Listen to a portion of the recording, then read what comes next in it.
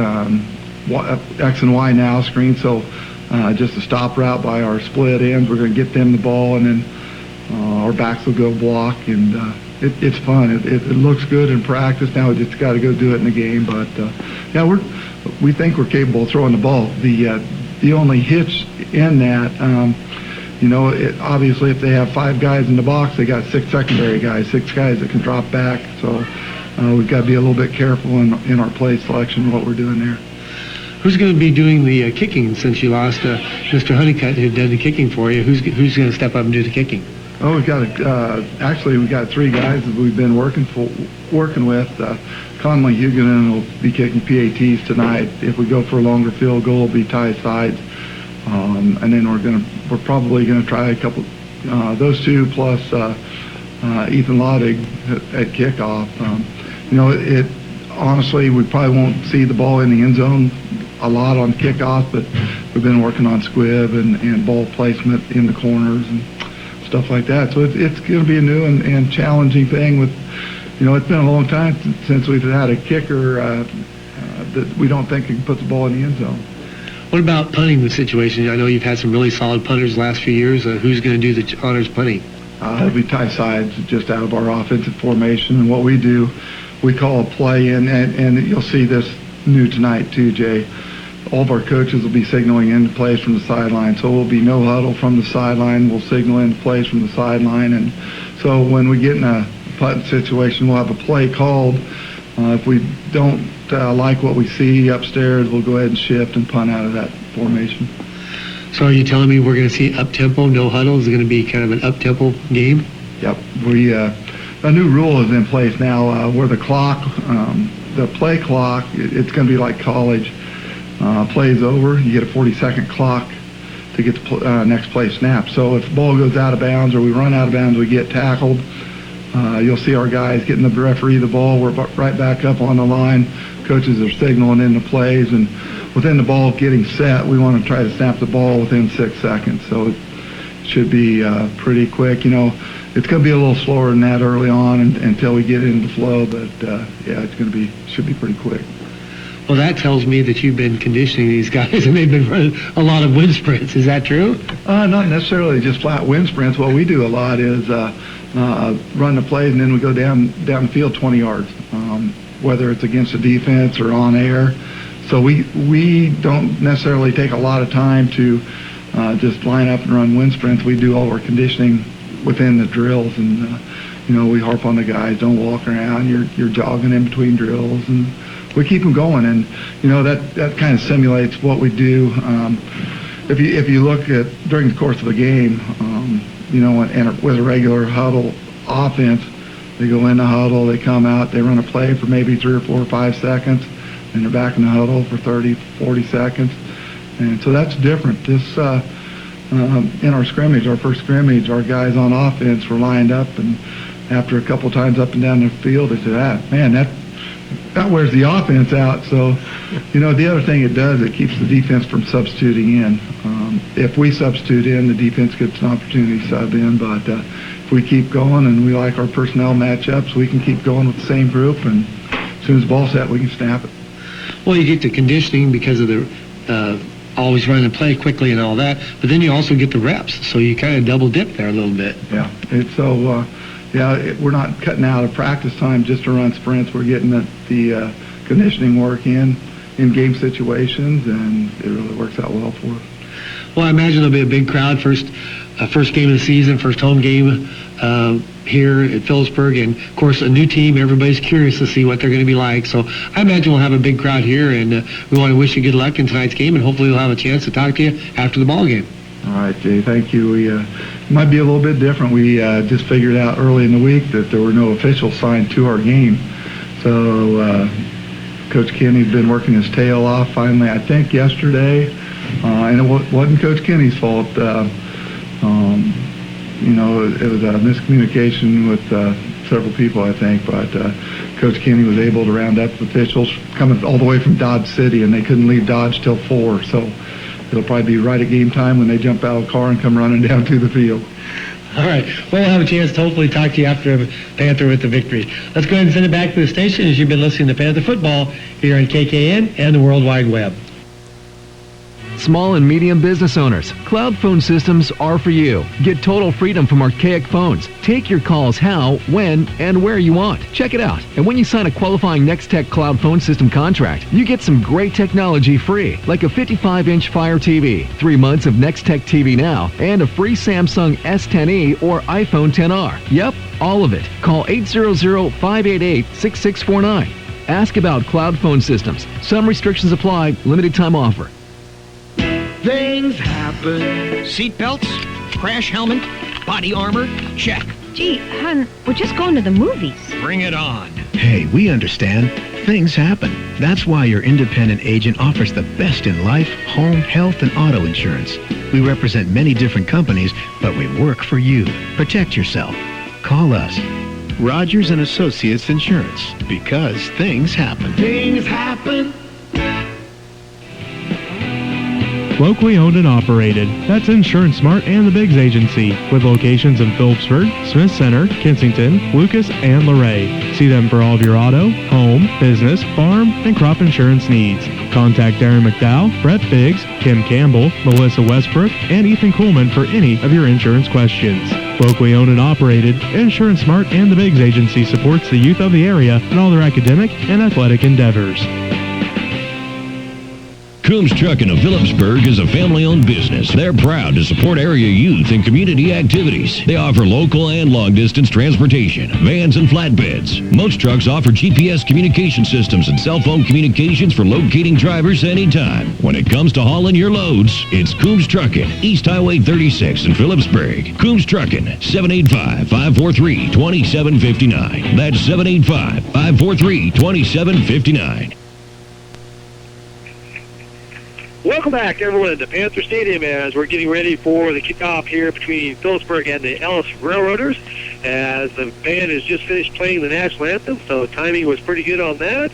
And now we should just be moments away from the kickoff, but we have not seen the officials as of yet, so we still may have a little bit of a delay here, as like I say, they were coming out of Dodge City, and I know they were not be able to leave till about 4, so they are probably, hopefully, changing as we speak. Yes, hopefully, but, I mean, we have not had a sighting of a referee yet, so we're still waiting. Well, Jesse does such a good job of giving me all kinds of stats that we can just sit down and we'll just go over some interesting things that some of the people at home may not know or may realize and just don't, realize, I guess, or may not have even thought about. As far as notes he puts down, the Panthers have won 20 Mid-Continental League games in a row. 20 in a row. That's a good number. That's a good number. They lost last 7-6 to Norton, 9-11-15. 4 years since we lost a Mid-Continental game. That's terrific. 4 years ago. on this field. On this field, yes. They have won 12 straight road Mid-Continental games. Their last loss on the road was 34-7 at Norton, 9-12-14 the year before. Yeah, so both of their losses, their last home loss, well, not last home loss, but their last NCL loss was against Norton, and their last road loss was against Norton. Also, the Panthers have won 27 straight true road games, 29 if you add in the 2 state title games at neutral sites. So 29 games in a row they've won on the road. Did they put the whites on? Yes. Did they have to travel for the game? Yes, that's a road game. Their last road loss was the 34-7 loss to Norton in 14. Right. But that was the last Mid-Continental loss. That was the last road loss. So the Panthers have not lost a road game in 5 years. Going on 5 years, folks. Yeah, to me, that is amazing. So they have 2 state titles, recent state titles. 2015, they won the 2-1A against Troy, 30-29. I remember that well. Yeah, nail biter. And then last year, of course, in 18, we won the 2A title against Riley County, 27-0. So that was quite as much of a nail biter as the Troy game. No, both games tremendous to watch. You know, I mean, the one game you could freeze your nails off of, yeah, down there against Troy, and a few other things. And then, you know, last year we played in minus 30-degree weather against Conway Springs, and 2 weeks later it's 65 degrees, and we're in shorts again for a state championship after Thanksgiving. And barely beat Conway Springs 25-24. So that was really a almost a state championship game. Playoff history for the Panthers. We've had 13 appearances in the state playoffs. Our record is 22-11.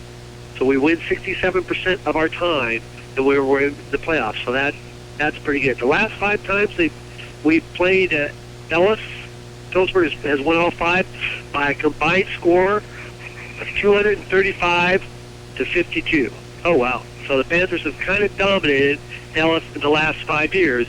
But that doesn't mean there hasn't been some very tense moments, because I know going over there a couple of years ago, the game was chippy and got real physical, and finally the Panthers took control of it later in the game. But it was a good game for quite a while. Right.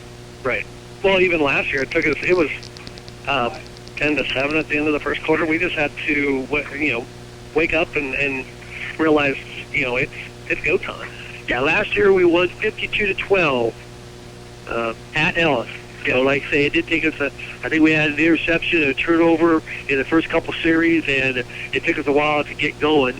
And as you mentioned, Ellis last year was 3-6. They started out just really rough. They didn't win until their 4th game at Lacrosse. Then, they were kind of spotty, and they beat Lacrosse twice. So 2 of their 3 wins were against Lacrosse. And they play them again twice this year, too. I'm not really sure, why that is, but, hey, don't you want some wins? Yeah, play them. And stuff. But like I say, this is a totally different a year for the Panthers, totally different year for the Railroaders, and it's going to be very interesting to see how both these teams come out. Of course, everybody's undefeated. Everybody's high. I mean, you just start the year thinking, all right, this is our year. We're going to just be dominant. We're going to do what we want, how we want. We're going to be in that state championship game. But now you stop hitting each other in practice, and you have to go out and actually do it on the field. And that will be the real key here tonight, to see who can come out and who can execute and force their will and their game plan on the other team. Yeah. Who's gonna play right now for the moment, and who's saying this is my moment? Who's gonna take that moment and run with it, and who's gonna not really? I mean, it's not a not take it, but I'm looking forward to see if this is gonna be a smash mouth ground and pound game, or if it's gonna be finesse. Well, the referees already look tired. They probably were eating in the car, drinking in the car, getting up here as fast as they possibly could, get those fluids in their body, because it's warm, but it's not terrible tonight. I mean, yesterday it was brutal. Topped 100 degrees yesterday, or right at 100. So it's not near that right now, where our temperature is down to 80 degrees. So a lot better today than it was yesterday. It looks like captains for the Panthers. It looks like it's Ty Side, Ty Jeremy, Jake Sisson, and Parker Dibble. Okay, so those are 3 seniors and a junior for our captains. And Seth Ellis has their 3 captains out there. It's probably the quarterback's not one of them, is he? No, I believe it's all seniors. Probably the 3 seniors. That would make sense. That would be an honor to give your 3. They have 3 seniors on the squad, so let the seniors come out and lead the way for them. I do like the fact that you can see the numbers. Last year they had that like gray on black with the gray outline. You could barely pick up the numbers with their home uniforms. Tonight, with their white tops with the black numerals, with the gray or orange border.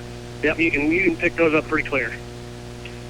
So the referees are out on the field. We're going to have the flip the coin here in a minute. Let's see if Jason can get that, so he'll start it off. I always put it on my partner, because I never get it, because I'm always looking around and looking at other things. But the officials do have the captains out there, and so we are getting very close. We do have a little bit of a delay here, because, again, the officials were traveling in from Dodge City and could not get out of Dodge City till about 4. So we're just thankful that they did get here, and because it was not a decided thing until about Thursday when we ended up getting officials. We will have scores tonight. Mark does a really good job back in the studio. Want to welcome Sarah to the board. She's running the board for our game here. Want to welcome her aboard, and Mark will give you scores, and we'll ask for scores, and sometimes you can get the scores we want, sometimes you can't. Don't worry about it, but Mark does a real good job of keeping us posted on some of the games of interest as far as area teams, teams we're going to play, teams we're going to have on, a schedule later on and stuff, so it will be interesting to see how some of the other teams are doing. Did you have a visitor? I did. I can never remember his name, if it's Justin or Justice. Yeah, he's Abby Hoover's little brother. He just come in here and jump in my face and was like, rawr. So he's ready to go. I hope everybody else is ready to go tonight. Like Jay said, great weather, great atmosphere. The fans are still trickling in for Ellis on their sideline, but it looks like Phillipsburg's packed house again, like always. I think we bring more fans to our away games too than most home teams. We pack the house. You cannot say enough about the support that all Panther sports get. The Lady Panthers, the boys, the cross team, the tennis had fans out there, watching theirs compete yesterday and stuff. So it's a lot of community pride and a lot of people that just do an excellent job helping support the school system and the kids here in Phillipsburg, and we appreciate everything that they do for all the kids. Yeah, you can't say enough for the community support from even people that don't have kids in the school. They're still they're still down here in the seats, just rooting on the Panthers, rooting on the kids, just saying, hey, we got your back. I think Ellis won the toss but deferred. I believe they won the toss, deferred, and Phillipsburg is going to get first crack at this. So they have the ball teed up. Louis looks like we're about ready to go, waiting for the whistle. There it is. And the kick is coming down. Going to be bounced. Caught at about the 18. He's at the 20-25. That's Sisson looking for a hole, trying to go upside. Breaks one tackle. Dives ahead. The Panthers will put it in play at about their own 37-yard line. First and 10. Nice return of about 18, 19 yards on the return. Yeah, nice. Followed his blockers up through. They set up that little wall and had a guy cut back on him to force him back inside, made the tackle. But nice return. 18, 20 yards on the return. So we have the first play coming up as Ty Sides, the junior, will be at the quarterback. Has one out to each side. Takes ball, heads off right to the guy in the middle, and dives ahead for a couple. And that is Clint Gower, the fullback, with the first carry. Gain a blitz call that gets 2 yards. Again, you're going to see different. You're not going to see the flex mode or the wishbone as much. You're going to see now 2 goes out to each side. One back is back with sides of the backfield. Panthers look like they might want to throw. Goes quick pass out, and it's dropped. As number 7, that's Tyler Martin. Had the ball, had a blocker out in front of him, but dropped the ball. So now puts the Panthers behind the sticks at third, and let's call it a long 7. Yeah, he was looking downfield before he even caught the ball. He wanted to run. Now the Panthers send one wide out to the far side, 2 to the near side. Again, Ellis shows blitz. Now they wait for the snap. They hand the ball off. Grabs the middle. The Panthers playing pretty conservative, trying to run his Gower, and he gets 2 or 3 more yards, and it's going to be 4th down for the Panthers. So that one little pass dropped, puts the Panthers at 4th, or let's call it 5 here. Ball is at the Panthers' 42-yard line.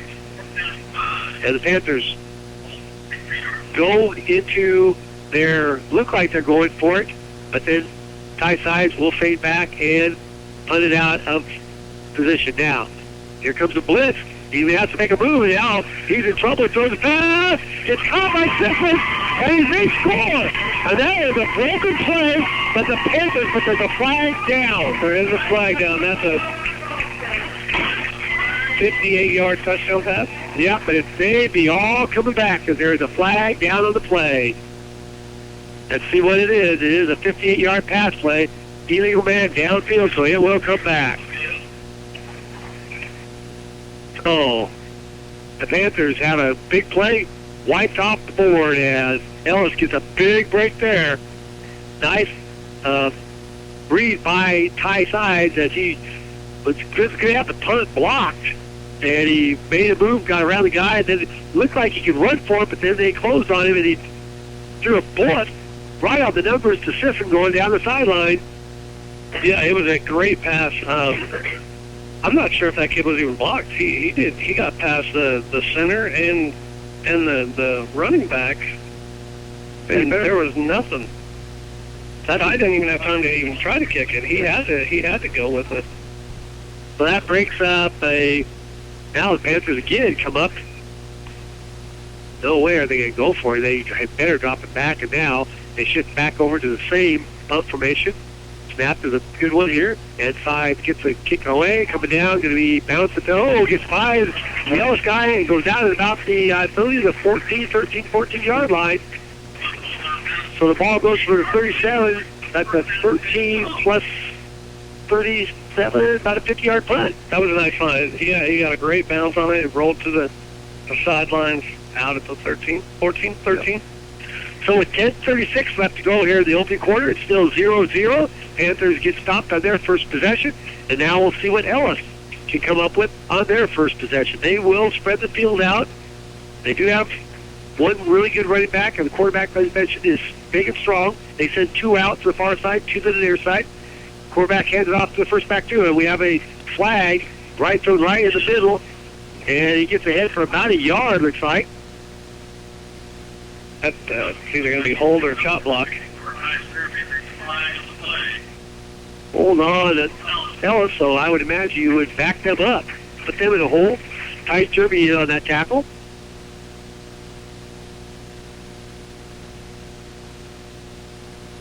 So that's going to be half the distance to the goal. Yeah, so for the 14 should go down to about the 7, and it will make it first at about 17 or so, because it's about a 7-yard penalty. Yeah. Again, Ellis comes out. They spread 2 out to the far side, 2 to the near side, or 1 to the near side, tight end back. Quarterback takes the ball, pitches it out to the running back, and the Panthers are all over him and drop him for a loss back to about the 2, looks like. So let's call it a 4 or 5 yard loss on the play, and it brings up a second and about 21 or 22. Yeah, that was a good play by our safety / defensive back. He just read that the entire way, jumped his block, and jumped his blocker, the guy that was coming out to block him, and just wrapped him up in the backfield. Great tackle. Yeah, Covington said our defensive backs will hit you. They may not be big, but they will hit you. Now we have 2 out to the near side. 1 to the far side. Quarterback wants to throw. He throws out quickly, and the ball is incomplete. Overthrown a little bit as backs on defense was Martin, and he has Sisson underneath. But now that brings up a 3rd and 21 for the Railroaders. I think you're seeing a lot of jitters on both sides of the ball right now. Both teams, both sides of the ball. There's a lot of, just shaking butterflies. What are we doing? Panthers trying to get some pressure in there. As again now, quarterback just stays in the shotgun. Trying to get something done. Now he looks over, and now we have, we're going to have encroachment. Look like Panthers jumped off. Yeah, that's not good. 3rd and 16. That gives them a little bit of cushion back there. Now the ball is out to about the 6 or 7 yard line. The Panthers just getting a little anxious. And again, Ellis taking their time when he comes in from the sideline. Panthers are going to be audible and everything in, not running, I think, people back and forth this year. They're going to use signs. Covington was telling me everything's going to be signed in. So here we go, Ellis with the shotgun. They take the ball, hand it off the back. He breaks 1 tackle. He's got some running room. He may be gone. Panthers going to try to run him down, and I don't know if they're going to catch him as Ty Sides does catch up with him, and the ball comes out, but I think he was down and stuff. But boy, from the 7 to the Panther 20-yard line, so a huge play for Ellis. About a 73-yard run there by Connor Pfeiffer. He cut back. Everything was going to the right. He cut back to the left, made one man miss, and was off to the races. Ty had to run down. So the Panthers give up a big chunk there, as now the Panthers going to have to dig in and give to Ellis a big set of fresh downs. And so here we go, Ellis sends the man in motion, hands the ball off to the same back. He breaks again, tackles, and he's still running hard. Panthers get him down at about the 17, but he's ahead for a gain of 3, a good 3, maybe 4 yards. The Panthers are having a tough time sizing up with him. He's a small, kind of Moon-type running back. If you remember Nathan Moon from last year, that type of build and determination. Yeah, he runs hard. I mean, he's got a low center of gravity. He's a wrestler. He's going to hit you pad level or lower and just keep his feet going. So let's bring up 2nd and 6 for Ellis. We got 8:50 to go. No score here, but Ellis threatening here. And now the quarterback pitches it out. Panthers trying to trim him out, and they string it out a little bit, but he cuts up, and he's inside the 15 to about the 13. So Ellis now getting the ground game going here pretty good. Their offensive line is pushing the defensive line around at will. I mean, we've not one defensive lineman has made a tackle yet for us. They're just getting pushed back. We've got to get some penetration and just react to the ball. So third, let's call it a long 3, short 4 for Ellis. They send 2 to the far side, 2 to the near side. Quarterback wants it in the shotgun. Looks over, now he takes a step back, and they're going to have a timeout. So, strange timeout, but Ellis calls the timeout. So with 8:04 left to go in period number 1, we're 0-0. We're back after this timeout. You're listening to Panther Football here on KKN and the World Wide Web. When you hear B&B Ready Mix, your first thought is concrete. But did you know that B&B Ready Mix in Phillipsburg also has the materials you need to get the projects around your house completed? Maybe you're looking to do some new landscaping. B&B Ready Mix has river rock in a variety of sizes to choose from, along with stepping stones and topsoil as well. Are you updating your feed yard on the farm? B&B Ready Mix has preformed 8-foot J-bunk feed troughs and preformed fence posts to help your project along. Just give B&B Ready Mix in Phillipsburg a call at 785-543-5133. Welcome back, everyone, to Panther Stadium as we're involved in first quarter action here. Phillipsburg against Ellis, as Ellis got a big run from the running back, 73-yard burst, and they now are in scoring position. We've got 8:04 left to go here in quarter number 1, and it brings up a third, and let's call it a short 4, long 3, and it's Ellis comes out in the same formation. They send 2 to the near side, 2 to the far side, 1 back behind the quarterback. Now the Panthers trying to dig in on defense. Takes the ball, quarterback still has it, wants to throw it. He's hit, and it's almost intercepted. Quarterback was hit, almost intercepted by the Panthers, but it was knocked down, and now it's going to be 4th down and 4, and we'll see whether Ellis has a kicking situation or whether they will go for it. A lot of teams don't have really solid kickers. Well, and I don't know that we do either now. I mean, we graduated our, state point record holder. And not sure what we have. Yeah. And it does look like Ellis will go for it. So, again, they stay in the same formation. 2 to the far side, 2 to the near side. Quarterback has him back behind him, and he takes it himself, and he's got the first down and almost breaks it. He's inside the 10. He's all the way down to about the 8-yard line. First and goal to go for Ellis. Yeah, nice. That was one of, RPO designed, read pass option. The defensive end crashed on the running back, and the quarterback kept it. So the Panthers backed up. Defensively, going to have to dig in here. And this is not the way they wanted to start here. They had him pinned way down. It looked like they were going to get the ball in really good field position. First and 10 inside Panther 10-yard line. Quarterback in the shotgun. Takes the ball, hands it off to the back. This time, Panthers get him and drop him, I think.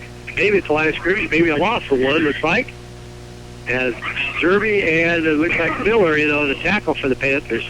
Yeah, that was the first time our defensive line has contained and went backwards and actually tackled. So it brings up 2nd and goal to go for Ellis.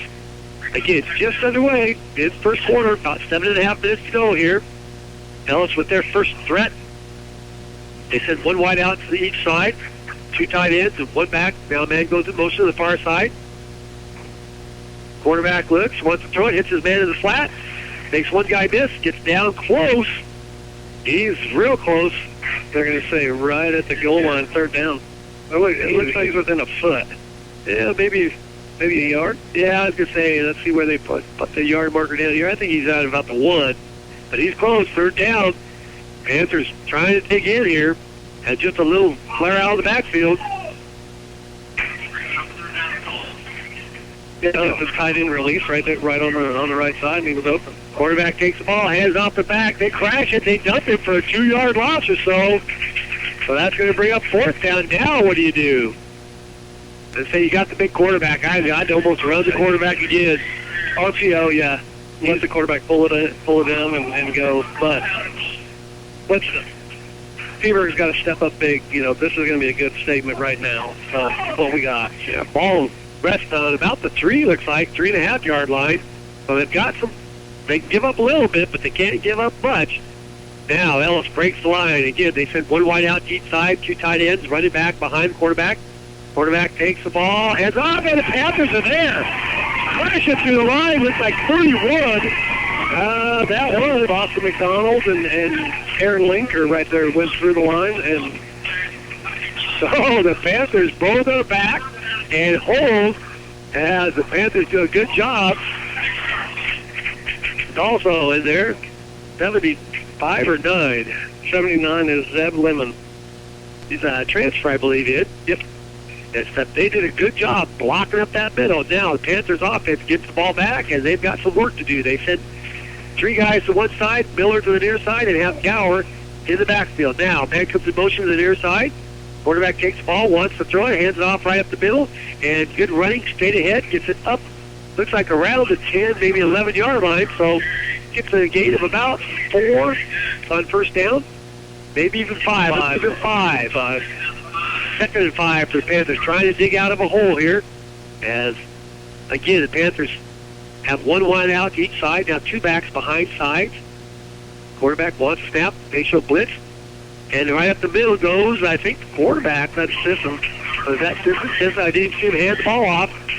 Looks like he gets the first down, and it's out to about the 19. So the Panthers get a first down. They're first with 5:25 to go here in the opening period. Panthers getting the ball out from their own goal line, trying to get something going here offensively.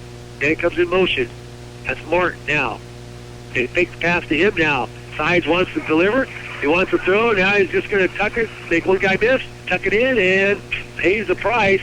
As he wanted to hit Miller, but Miller was covered, but he gets ahead for a gain of about 7 or 8, I think. Yeah, just a broken play. He wanted that, little screen option to Tyler Martin on the opposite side, and he had to come clear back over here to the far side. Again, the Panthers sent 3 to the far side, 1 to the near side.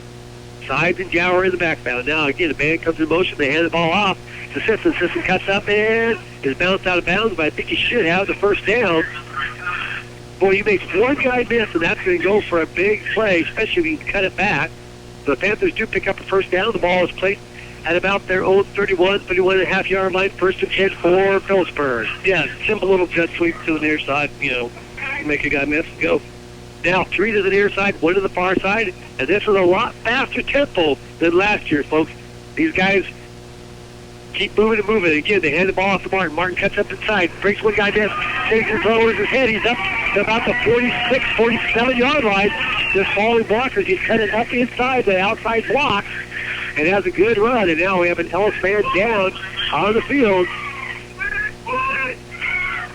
Yeah, again, jet sweep to the opposite side. This time it's Tyler Martin. We're having a lot of success right now getting people in space. And that player is down. Ellis, he's already got his helmet off. This does not, unfortunately, look good as it's hopefully it looks like it's just a cramp. Let's hope so. Usually you don't take your helmet off for a cramp, but he is down. He does have a couple coaches out there. It looks like they're asking for some help. Yeah, they're asking for the paramedics now. Yeah, so I think this is not good. I think it's a lower leg injury, and paramedics are coming out. So this is going to be a little bit of a delay. Let's go ahead and take and send it back to the station, and when we come back, we'll see if we can have an update on his condition, and we'll see if we're back to action. You're listening to Panther Football here on KKN and the World Wide Web. You have a big investment in your farming operation. Let Landmark Implement help you get the most out of your equipment by investing in pre-season service inspections. Let our trained and certified technicians provide you with a complete list of repairs that will help your equipment perform better and deliver maximum performance. At Landmark, buy 3 equipment service inspections and get the 4th free. Contact your local Landmark service manager for details.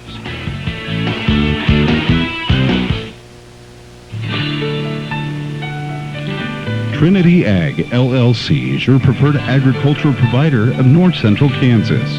Working in conjunction with Agmark LLC for grain handling, Trinity Ag LLC is looking forward to serving existing and new customers. At Trinity Ag LLC, we value our connection to local communities with our corporate office located locally in Smith Center. Trinity Ag LLC, growing together for the future. Welcome back, everyone, to Panther Stadium, as we're still having the injured Ellis player attended to by the paramedics. They brought out the backboard, so they are going to have to lift him up and try to get him stabilized.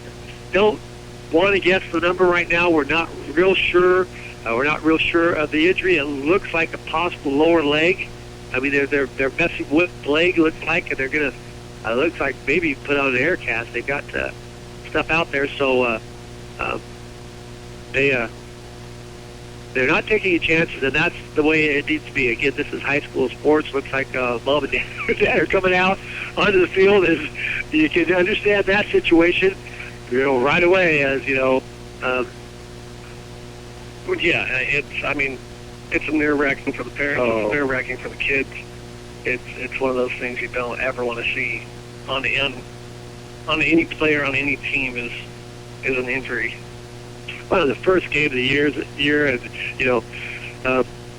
like I say, we're not going to speculate. The numbers. We can't see his number on the side of their arms. It looks like every single player is number 11, but it's supposed to be railroaders. It's supposed to be railroad tracks. Yeah. So it's hard to tell the number without seeing the front or the back. So we will just kind of wait and see, as again they are attending. Him very, very cautious. When we have a break in the action, we'll bring you up to date on some of the things going on next week. We talked a little bit, but we'll go over it again. We don't talk about tennis. We don't talk enough about tennis. Phillipsburg tennis program is just top-notch. Donna Jarvis does an excellent job with the girls. She's got big numbers out again this year, and I know they placed in a tournament that they went to, and they won first place in that tournament. I think they even been here. I'm looking at the schedule. They were at home last Tuesday, and I know it was in the paper. I seen it in the paper that they won first place, or maybe on Facebook and stuff. But next week, the tennis will be here at Phillipsburg on Tuesday. Varsity tennis here at Phillipsburg. Phillipsburg volleyball, junior and varsity, will be here at home on Tuesday. I believe that's against Ellis and Smith Center. Then you go over to Thursday. Looks like you have junior varsity tennis will be at Waukegan. Cross country will be at Stockton. Of course, the JV and varsity volleyball will be here versus Minden. Junior high volleyball will be at Norton, and junior high football will be at Norton next week. So junior high will be involved next week. And then, of course, next week, Friday, we will have high school football at Plainville. And the Panthers will travel down and take on the Cardinals from Plainville next Friday. And, of course, next Saturday, then, JV tennis will be at Norton. So that's what's coming up for Lady Panthers, volleyball, tennis, football, junior high sports next week. A busy week as it's really starting to get rolling now and get into the season here. As we're probably not going to be able to get the number of the player, I'm afraid, because looks like 20. That's like almost 2 there. 12. Jake Heck, 12. No. 22. Jake Heck. 22. I was going to say it looks like a 2. So yeah, he did break his thumb up. Okay, so it is a bone leg injury, and they are going to take him to the hospital, and I'm sure try to get him as much care as they possibly can. They're having trouble lifting him up, getting him on the stretcher. As God, you just hate to see that. A senior, 5'11", 170-pound senior, Jake Heck, we believe, is who we've been told by some of the Ellis people. That's who it is, and boy, we wish him a speedy recovery. Hopefully everything is is good for him. Hate to see that happen. Oh, definitely speed of recovery. He's a phenomenal athlete in more than just one sport. Plays basketball too. Also runs track. He's going to be missed on the Ellis side. So back to action as they got him to the track, and they will get him in the ambulance and get him loaded up and get him taken care of, hopefully, and everything will go well for him. But now the Panthers are first down at their own 40, looks like 8-yard line. They sent 2 wide out to each side. Now, tie side. Sets down once, drop back. Under a little bit of pressure, throws the ball over the base. He's got Martin. Martin catches the ball. Right down the middle. Place one tackle. And it is good for a touchdown. Go with 4:24 to go. It's a 50, let's call it a 52-yard pass from Ty Sides to Tyler Martin. And the Panthers are on the board here in this first quarter. Well, and I think we're Ellis is seeing the effects of having the senior defensive back out. I mean, they took advantage right off the bat. So now we'll see who's going to be trying. It's going to be Ty Sides, looks like trying the extra point, as Martin will put it down. Waits for the snap back. As ball snap back, ball is put down, kick is up, and it is no good. Kick is no good, wide to one way. So the Panthers lead it by the score of 6-0. We're back after the timeout. You're listening to Panther Football here on KKH and KQH World Wide Web. No one knows farming and ranching better than Farm Bureau Financial Services. After all, our companies were founded more than 77 years ago to serve the unique needs of farmers and ranchers. Today, we're the #1 farm insurer in our territory, delivering smarter insurance for agriculture. Farm Bureau agent Shane Kinter in Phillipsburg can help you get customized, comprehensive coverage that meets your needs. Call Shane Kinter in Phillipsburg and schedule your personalized on-site super check today. Farm Bureau Property and Casualty Insurance Company, Western Agricultural Insurance Company. Welcome back, everyone, to Panther Stadium as the Panthers get on the board for the first time in season 2019 as a 52-yard pass from Ty Sides to Mr. Martin. And the pass play covered 52 yards. The extra point was no good. And so the Panthers do lead it by the score of 6-0. Now, Ty Sides kicks off. Ball comes down. It's going to be around at about the 18-yard line. He's at the 15, 20. Breaks a couple tackles, and it has to be met right at the thing by Ty Sides, but he gets the ball all the way back up to about the 36-yard line. So good return. That was a good return, yeah. Clear back up to the 36, 37, some 22, 23-yard return, yeah. So the Panther defense back out on the field. Let's see what the offense can generate for Ellis. As it is their second possession. Panthers scored on their second possession. Let's see what else can come up with. They said one out, slot back, 2 to each side. Quarterback throws that quick pass. And one guy misses, and he's breaking out. Breaks another tackle, and now he gets out of bounds. Ball pops out, but he's ahead for a first down as he's all the way up, and now he's kind of down. He's not doing well. So now, ball goes all the way out to the Ellis 49-yard line, and their player is still he's having a hard time maybe getting his breath. Maybe he's just got the wind knocked out of him. Let's hope. That stuff is now. Coach is coming over in front of the sidelines as this is number 2, isn't it? Yeah, number 2, Tyson Jimenez. So, I mean, he has a bloody nose. He's got a towel with him. So, I don't know. But it is a first down for Ellis. So now it will be 1st and 10 from their own 49-yard line. That's quick passes. If that first guy does not get the tackle made, there's usually some space and some running room available, and that's what Ellis likes to do a lot. Yeah, and he broke a couple of good form tackles there, just spun off of him, spun around, stiff-armed. You know, he was stiff-arming a kid when he went out of bounds, and I'm not sure exactly what happened there, but he had to sit out and play because he took his helmet off. Again, Ellis comes out, same formation, 2 to the far side, 2 to the near side. Quarterback remains in the shotgun. Now he rolls the pocket out, wants to throw the ball out the flat, and it's thrown and caught right in between a couple full Panthers, and sends it all the way down to the Panthers 36-yard line. So gain him another 15 yards as the quarterback throws it right out the money.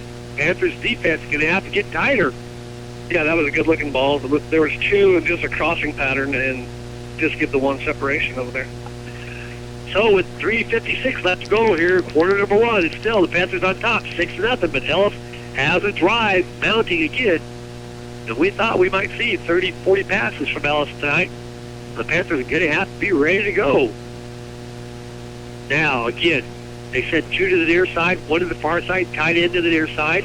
Quarterback gives it back, takes ball, pitches it to the very back. He's following his blocker. Defensive backs come up, but he runs over them, gets it down to about the 32-yard line, 31-yard line. Gain of about 5 on first down, so it's 2nd and 5. Yeah, nice little run. You know, they pulled the guard, pulled the tackle from the opposite side, and, you know, had lead blockers out there. They picked up 5 yards.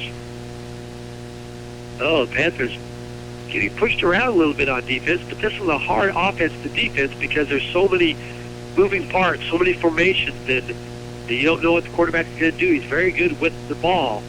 Again, 2 to the far side, 2 to the near side, rolls pocket out. He's under a little bit of pressure, throws the ball. Now he has a man caught and breaks a tackle. Breaks almost. We have a flag down, but he's down to about the 11, 12-yard line. But we do have a flag on the play. We have a hold on Ellis. That's going to bring the ball back. So the Panthers catch a break, and it's not. The defense is getting picked apart a little bit.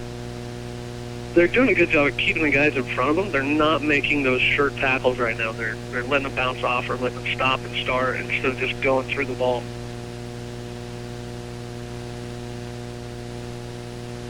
Well, the penalties have driven Ellis back, you know, in their first drive, now this drive.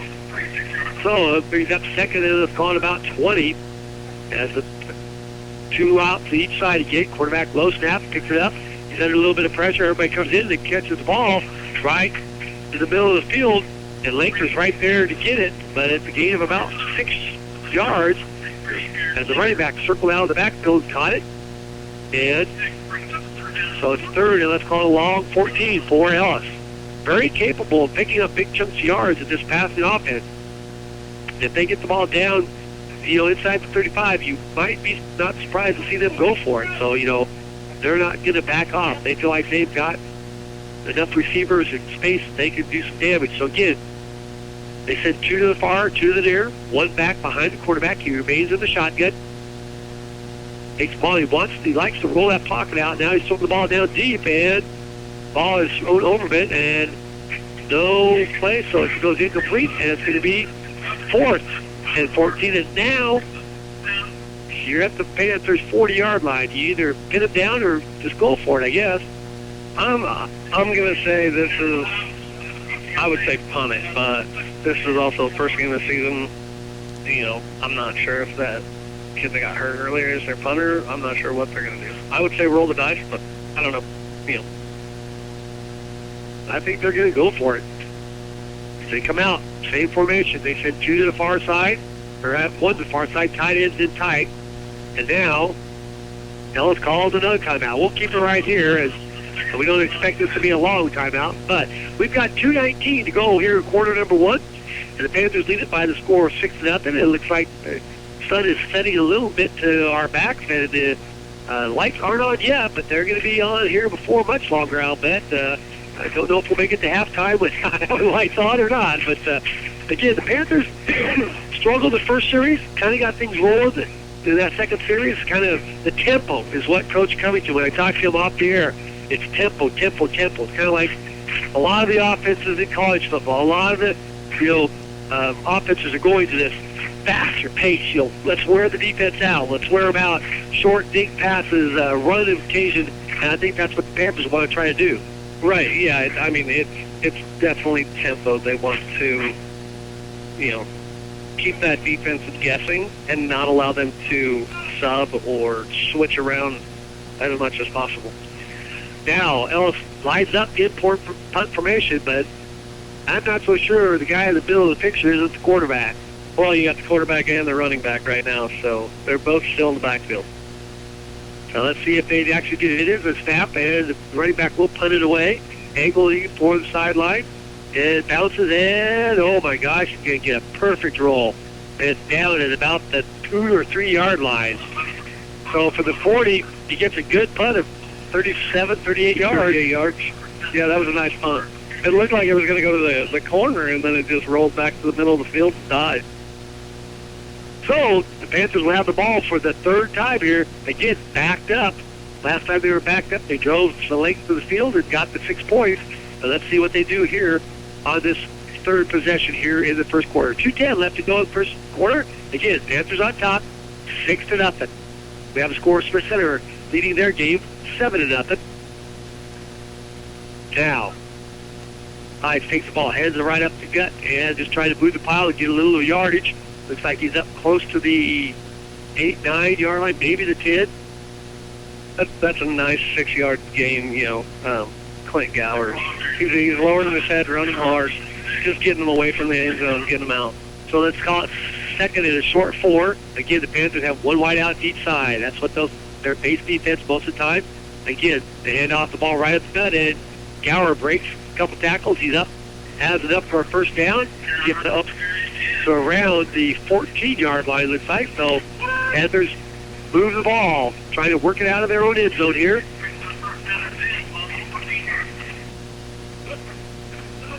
Now the Panthers break the huddle. They said to the near side, to the far side. Again, Gower is behind him now. Man comes in motion. They hand the ball off to him, trying to run the jet sweep. And, he's hit hard and gets back to the line of scrimmage. And that's about it. But that was Stifton on the carry. Oh, yeah, they did give him a little, but not much. Let's give him a yard. 2nd and 9, let's call it. They read that pretty good, that jet sweep, and he got popped. Again, now the Panthers sit 3-1. 3 to the one side, 1 Miller to the near side. Again, Ellis likes to do a lot of jumping around. Now to Martin. Martin catches the ball. He's got a block route, lowers his head, and he's close to another first down. He's bounced out of bounds on the far side. And was out of bounds, stops the clock. Let's call it third and about 1. Let's see what the Panthers do. Now they bring the big tight end inside. They still have 2 to the one side. See what Sides wants to do. He hands the ball off, and Gower's going to get the first down and then some, or is that somebody else? I believe that's Gower. Yep. Gower gets the ball up all the way up to the 32, 33 yard line almost. First down for the Panthers. Clock running down here. We got about 37 seconds or so to go here in the quarter number 1. Again, Panthers now have the split backs behind side. Takes the handoff. He gives it right up. No, he keeps it on the end around, and now Martin bounced it back out and tracked down. It's going to be a throw for a loss. Loss of about, it looks like 3, maybe 4. So Panthers looking at the clock. They think they're going to run another play. It's at 12. They sent 3 guys to one side. Gower goes to the other side. Now Sides sets him down. Looks like Ellis wants the blitz. And they may just let the clock go. They do snap the ball. Sides got it. Now he's under a little bit of pressure. Throws the ball down, and it's out of bounds. So that's going to bring it in. Oh, we have a flag down. So we may have another play. As we'll see what the flag is. Talking illegal man downfield again. Panthers killing themselves, getting too anxious to get down the field. They need to stay home. So that's going to back them up. And another 5-yard penalty. He puts the ball at about the 24-yard line. So it's going to make it second and let's call it about 17. Clock has run out. So if are they going to let it just... Okay, that will it this quarter. So, at the end of one complete quarter, it's the Panthers 6, the Railroaders nothing. We're back after this timeout. You're listening to Panther Football here on KKN and the World Wide Web. Phillips County Health Systems is proud to support our area youth in all their academic and athletic endeavors. Throughout the school year and beyond, our providers are here to help bring out the best in your health. Each one is committed to improving the health and wellness of families and individuals in our community. When you need health care, it's good to be home. No one knows you better than Phillips County Health Systems.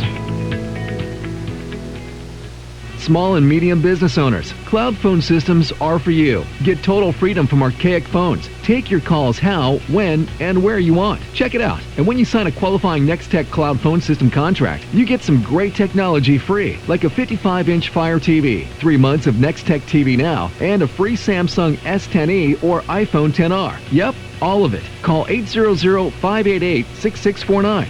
Ask about cloud phone systems. Some restrictions apply. Limited time offer. Things happen. Seatbelts, crash helmet, body armor, check. Gee, hon, we're just going to the movies. Bring it on. Hey, we understand. Things happen. That's why your independent agent offers the best in life, home, health, and auto insurance. We represent many different companies, but we work for you. Protect yourself. Call us. Rogers & Associates Insurance. Because things happen. Things happen. Locally owned and operated. That's Insurance Smart and the Biggs Agency, with locations in Phillipsburg, Smith Center, Kensington, Lucas, and Luray. See them for all of your auto, home, business, farm, and crop insurance needs. Contact Darren McDowell, Brett Biggs, Kim Campbell, Melissa Westbrook, and Ethan Coleman for any of your insurance questions. Locally owned and operated, Insurance Smart and the Biggs Agency supports the youth of the area in all their academic and athletic endeavors. Welcome back, everyone, to Panther Stadium. As we're back here, the second quarter has just started here. As we missed one play, there was a rollout to the far side, and pass was thrown incomplete. So it's going to bring up a third, and let's call it 18 for the Panthers, as that penalty backed them up 5 yards, kind of put them behind the sticks a little bit. And so let's see what the Panthers can come up with on third and 18 here. And now they're starting to slow down and run plays in off the sidelines and get some structure back. You know, I like to see that. They tried to hurry up, it worked, and now they're backing themselves up in the hole to slow down and regroup. Panthers sent 3 to the near side, Millers to the far side, again side, set them down. Ty waits for the snap, again Ellis wants to throw pressure. Now he's got a lot of time to throw. Now he's looking, point, now he throws the ball, and he throws it incomplete. As everybody was flowing to the one side and did not have a whole lot that he could try to get it in there. So now it's going to be 4th down, and the Panthers hopefully will punt it away. Yeah, they're backed up to their own 25, 24-yard line. I would say this is definitely a punting situation. So they come out, they send 2 to each side, it. Now we expect sides to step back.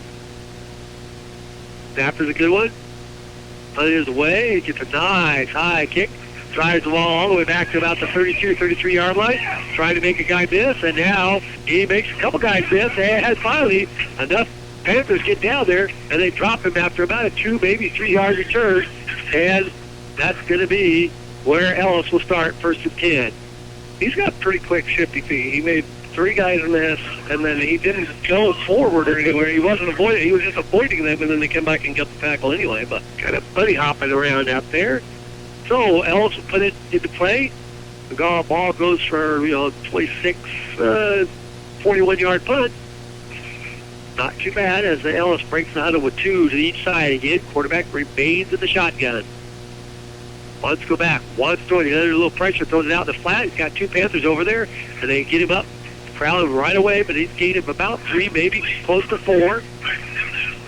Yeah, just a nice little quick hit to the out. He had pressure coming up with Austin Miller, broke through the line and was giving him pressure up the middle. And just a nice little quick out. And we've seen that play a lot tonight with these guys already. So, second and let's call it 6 for the Ellis. Again, now the lights are on, so we didn't make it much into the second quarter, but the lights have come on. Again, they break formation, same formation, 2 to each side. Quarterback takes the ball, wants to hand it off to the back. This time the Panthers kind of corral him down and get him.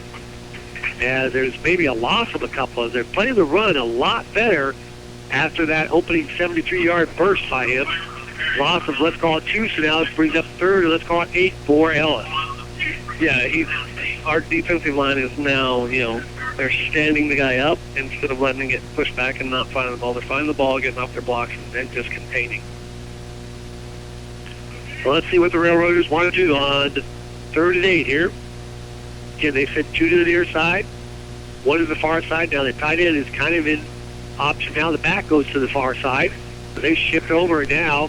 Man comes in motion, and they give him on the jet sweep, and shoot through there is number Johnny Bovey, number 54. Hit 9-4. Nice job. Just read that and got in there and dropped him.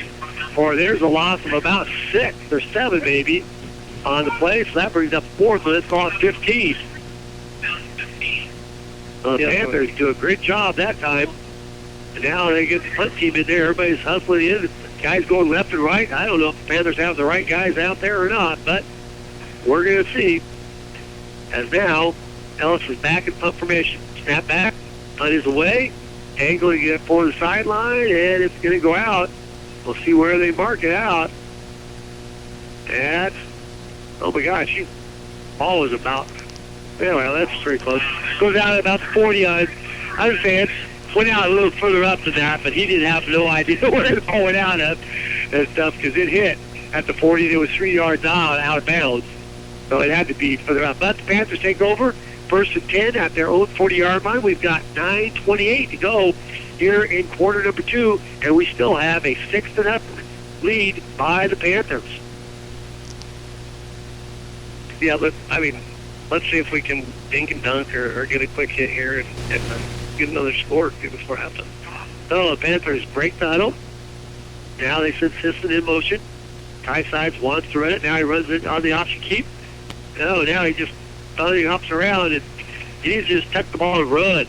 Yeah, we're not going forward. We got one, Clint Gower is doing a great job of going north and south, and everybody else is kind of jumping around and bunny hopping, like you said. So really no gain on the play, as I think he was trying to make a guy miss instead of just diving for a 2-yard gain. It brings up 2nd and 10. Now the Panthers get the 3 guys in motion. They throw the quick pass out to Martin. Martin has to make 1 guy miss, and he can't do it. And there's a 2-yard loss.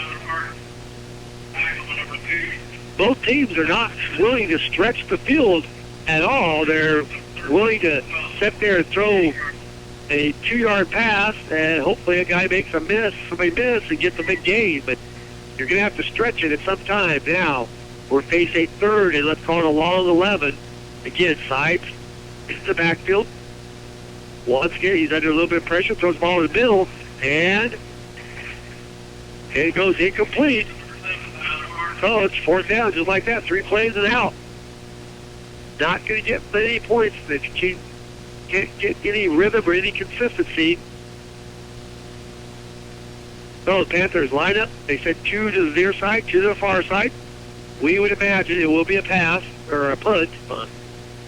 We would hope that he would step back, and he does step back now. And we have the referee stopping the ball. There is a flag down. Illegal motion, I guess. Illegal procedure. Throw that back ball up. And we would imagine it would be in punt formation once again. Now, Side sets back. Ellis looks like they are crowded line. They're going to go for one of these punts here. And they almost got that one as it was drilled low. Takes a Panther roll, and he gets every bit of it as he gets down to the 37-yard line. And that's where Ellis will start 1st and 10. It's the Panther offense just not getting untrapped here in this first quarter and a half. Yeah, right now we're 3 of 9, 3 of 10 on passing, and we're doing a good job of running the ball up the middle, but we just haven't created that space. We haven't drawn them in with that run to be able to break that outside. So Ellis takes over. Again, same formation basically most of the night, 2 to each side. Quarterback drops, has some time, throws the ball, and he catches it, but he's hit immediately as that high side gets it. And he gets about a 3-yard gain. Brings up second, and let's call it 7. Again, those quick outs, but our D-back safeties, they're playing 7 to 10 yards off of that middle guy. And, when they run 2 guys to the left, 2 guys to the right, those safeties in the middle, they're 7 to 10 yards off. And Ty did a really good job of reacting and covering it just for a 3-yard gain. If you think that's the play, you jump it. If you get there, great. If you don't, oh boy. Well, and you have to make that sure side tackle. Yeah. So now they go back to a more traditional one out to each side. Quarterback hands the ball off, and again, they're running since that first play is nothing. He loses a yard and a half. Let's call it a loss of 2. Brings up third, and let's call it 9 now for Ellis. Yeah, they're really predictable with their offensive scheme. When they run 2 guys out to the left, to the right, it's going to be a quick hit. And I'm actually waiting, like they're baiting them in for a longer pass. But when they run that, one tight end in, one tight end both sides with a running back in the side, they're going to run the ball, and we're keying off on that right now. So third, let's call it a long 8, short 9. 6:46 left to go. Panthers still on top by 6. Quarterback wants to throw. Throws the ball, and it is caught right in front of him. It gets to about the 33, and it's going to break up a 4th, and let's call it about 4th and 5 for Ellis. I say go for it. I mean, yeah, you're on your side, Joe. But yeah, but the last 3 possessions, Phillipsburg has went backwards, and Ellis has done a great job of just maintaining and keeping them off the field, keeping our offense guessing on what we're doing. I don't think not when you're 6-0. You're playing the defending state champions, and you're only behind 6-0 in the first half. I think you're going to punt it away here.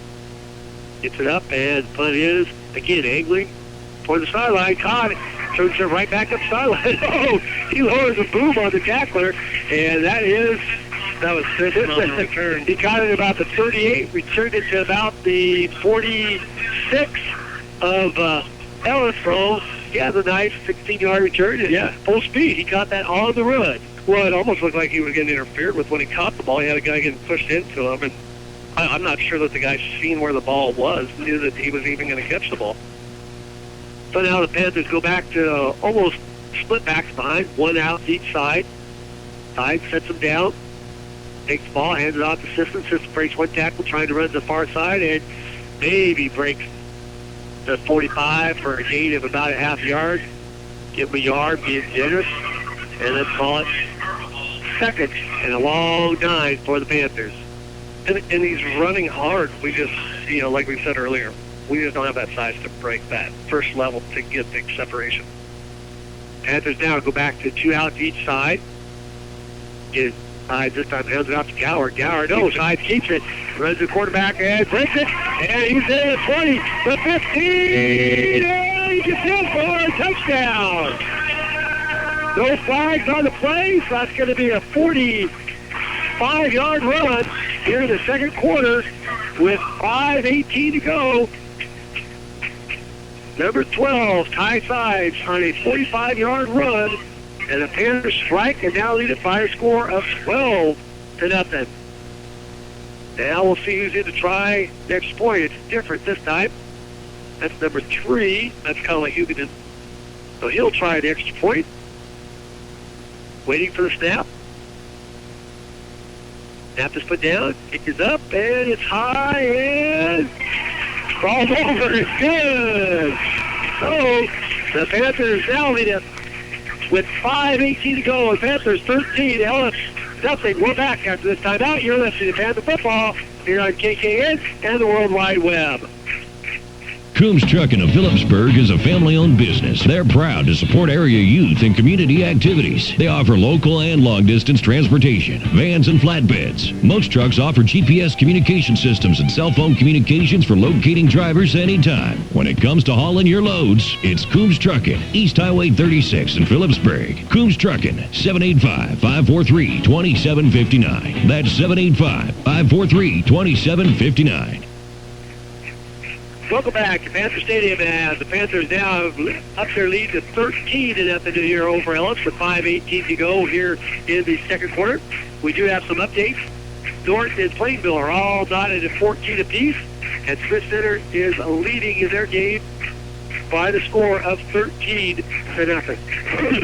Sounds like we got some good games. Playing Smith Center. They're playing TMP. TMP, that's right. Second quarter, only 13-0. I mean, that TMP might be improved. Yeah. And it's early. You know, I mean, it is the first game of the season. Everybody's still trying to work things out. Now, Panthers have it teed up. Approaching the ball and kicks. High, short kick. Coming down, bounces around, picked up at about the 30-25, and the Panthers trying to get him as he returns it all the way back to the 35, so a 10-yard return on the short kick. As it went high, didn't go real far, but Ellis will start first and 10 at their own 35-yard line. Yeah, that was a really high kick. I'm not even sure who kicked that. I want to say Ford. Joel Ford. But that, it went as high as it did far, about 25 yards, 35 yards. So the Panthers now trying to dig in, trying to see if they can come up with a stop here, get the ball back with a little momentum on offense now. Ellis sends one wide out to each side. Tight ends are in tight. Quarterback still remains shotgun. Now Penn goes in motion to the far side. Heads off to that guy going to the far side, and the Panthers come up their defensive back. Just burrows through there, and Ty Sides tackled two kids there. He tackled the lead blocker and the kid running the ball. It's a little slow getting up. You don't like to see your quarterback lowering his head that way, but so now it was a loss of a 5, and we have a second, and let's call it 15 for Ellis.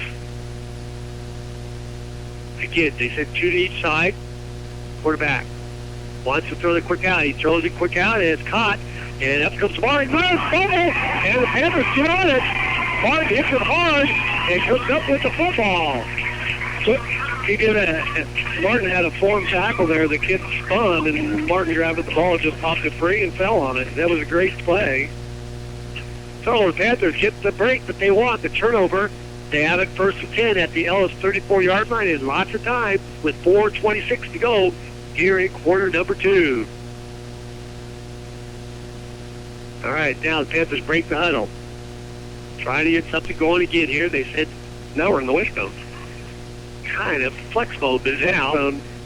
And now Sides has a high snap, gets the ball to Gower. Gower's lowered his head, but he gets punished. Gets about 2 yards, maybe 3.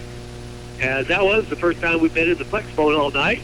Let's call it just a gain of 2 seconds, and let's call it 8. Again, Panthers now go back to the split back. They have one wide out to each side. Side sets him down. Takes the ball, wants to run it. He's got some running room. Just running out to the outside. Lowers his head, shoves his shoulder forward. Gets about 7, maybe, on the play. It's going to bring up a third and short for the Panthers. You know, didn't get quite as far as I thought. Let's call it the third and a long, short 3, long 2 here. Yeah. Panthers trying to get quick. They said 2 out to each side. Side sets him down once again. Takes the ball, hands it off to Gower. Gower pulls his blocker, lowers his head, and he should be ahead for enough for the first down. His forward progress got to about. Oh, God, they didn't give him a good spot at all. He was way ahead of that. They're going to stop the game, come for a measurement. He was inside that by quite a ways. I thought he was in there by at least a yard. Yeah. Good stuff. So, they'll bring the chains in to the far side. First time the chain gang has got to come onto the field this year. They stretch it out, and it's going to be short. Short by about 8 inches, 10 inches. Yeah, it brings up 4th down.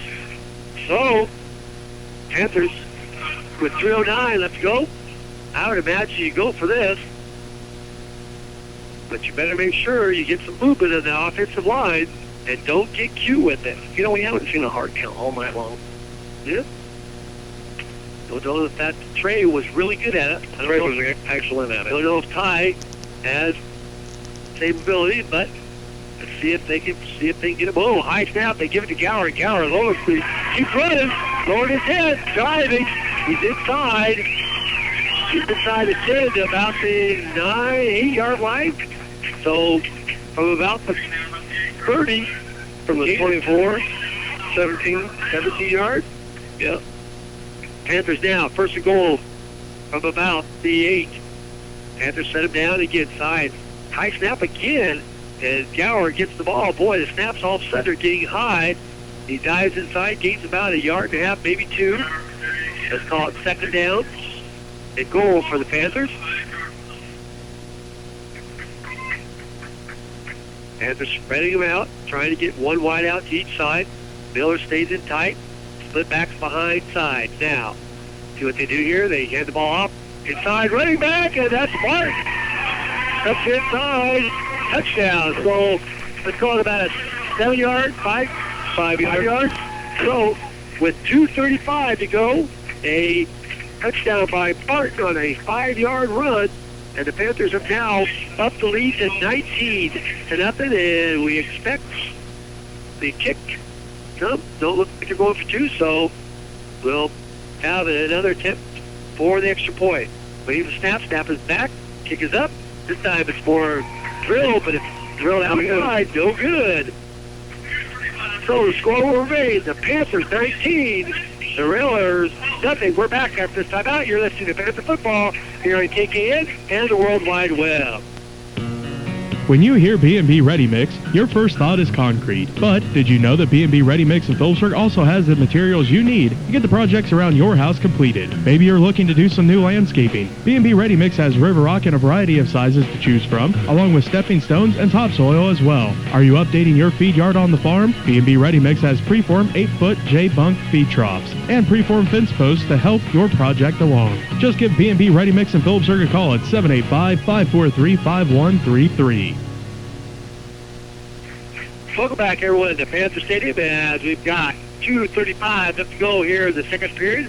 Panthers have opened up a little bit of a gap here as they lead it now by the score of 19-0. But you never get real comfortable in the first game of the season, especially when you have a Ellis team that's probably thrown the ball 15 times already or 20 times. 19? Yeah. So anything can happen on in high school football. So let's see what the Panthers do here on this kickoff. There's the whistle from the official. Throws the ball, kicks it, drives it down a little bit deeper this time. It bounces around, taking it about the 13. Looking for some blocking. Now he's running to the far side. Panthers trying to get him corralled, and they do corral him. No, they spin him around. He stays on his feet. Breaks another couple tackles, and gets out to about the 27, 28-yard line. Let's see where they bring the ball in from the far side. 28. Yeah, they're bringing it back in. Now let's call it about the 28. And Ellis will start first and 10 from that spot. So, see what Ellis does here. First and 10. And they're still talking on the sideline with their coaching staff. They're taking a long time with this. I didn't see timeout call, but they're... Now they break out, and again, they send, looks like 3 to the far side, 1 to the near side. Quarterback is in the shotgun. Takes the ball, hands it off. Back comes right behind, 2 guys carry it, and he dives up to about the 29, so there's a short gain of about 1.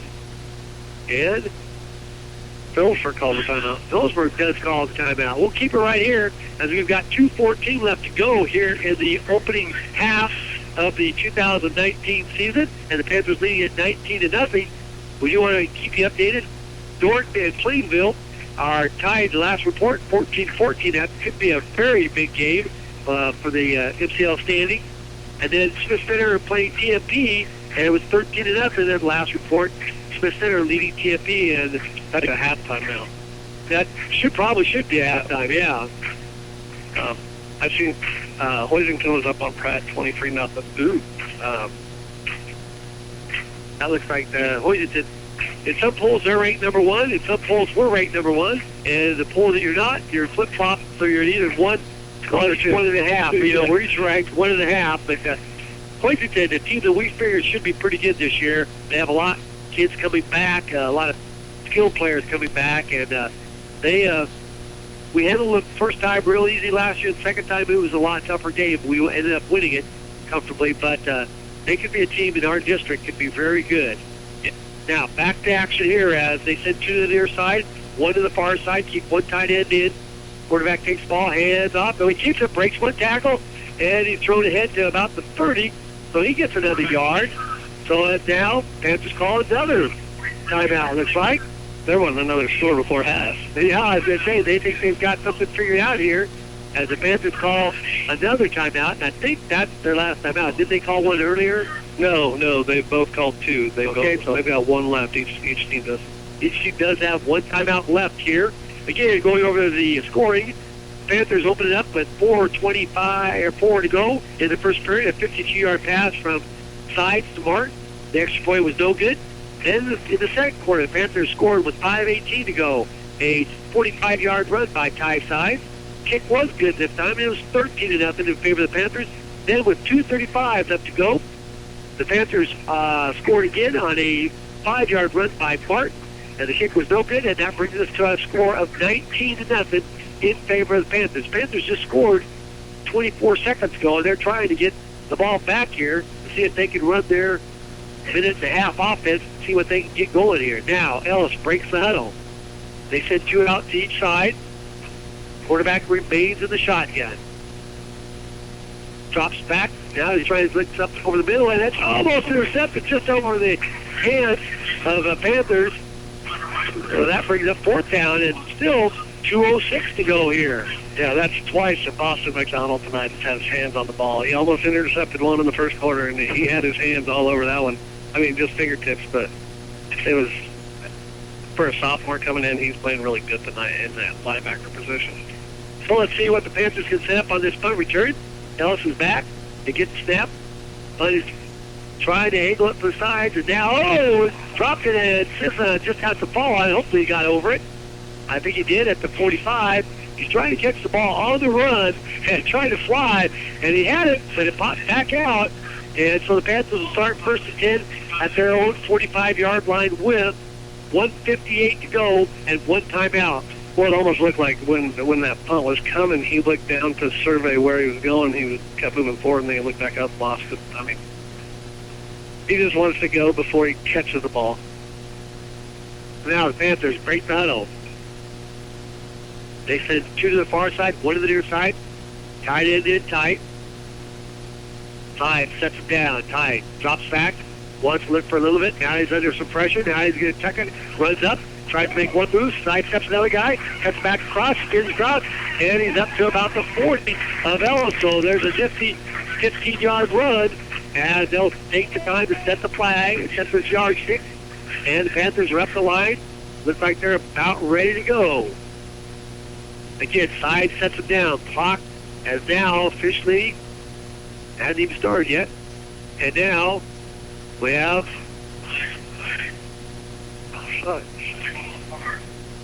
I think the Panthers jumped the gun there. So the Panthers will mark off 5 yards. The guy gave ready to go here. Minute 43 left. As the Panthers have the play. Again, they said 2 to the near. 1 to the, now they break out another guy. 2 to the far. Sides again. Now they switch off and send 3 to the far side. Sides again. There's a man in motion. Takes the ball. Wants to look his way. Wants to throw the wheel route, and then he just overthrows it. Throws it way out of bounds. That didn't even have a chance, and now it's going to bring up 2nd and 15 for the Panthers. That's all right, though. Stop the clock. 1:37 play. Come back, regroup. We're not in a hurry now. Panthers already have the play. As like I say, they're signaling a lot of plays in this year from the sideline. That's something that you're going to see going to be new for the Panthers. Sides has them down. Same formation. 2 to the near, 2 to 1, and now we should have Ellis offside, so that'll give him 5 yards back, and it will be 2nd and 10. Panthers should be up the line, ready to go as the play. I wouldn't change the play. It looks like they might, because they're changing formation. Oh, they can have a man in tight this time. One to the far side. Panthers jump. He ready to go. Knight drops right back. He's under pressure, throws it over the middle, tipped away, and almost caught on the reflection as Miller could strike him down with it. His ball was tipped away, and now it's going to be 3rd and 10. That was good coverage, that wide out. Miller came across the middle. The defensive back had his hand right there to break up the pass. He should have batted it down. He batted it up, but it was still incomplete, but it was a good play. So 3rd and 10. See what the Panthers want to do here. Minute 31 left to go. Need to pick up this first down. Keep Ellis off field here. Side split back behind it now. They take the ball and a misplay, and side just goes down. Something wasn't right on that one. And now you have 4th and 15. You punt it away? I would punt it away here.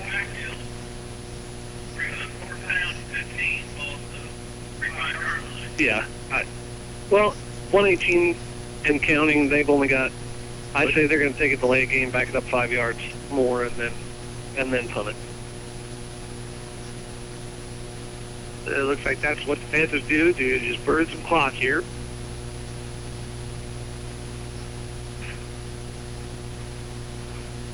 Ellis doesn't want to use their timeout because they want to get the ball back and see what they can get going. So that now Panthers use their final timeout. So they burn off about I'd say a good it was about 25 seconds. Yeah. They burn off 20-25 seconds of the clock and call the timeout, and that way they give Ellis less time on the.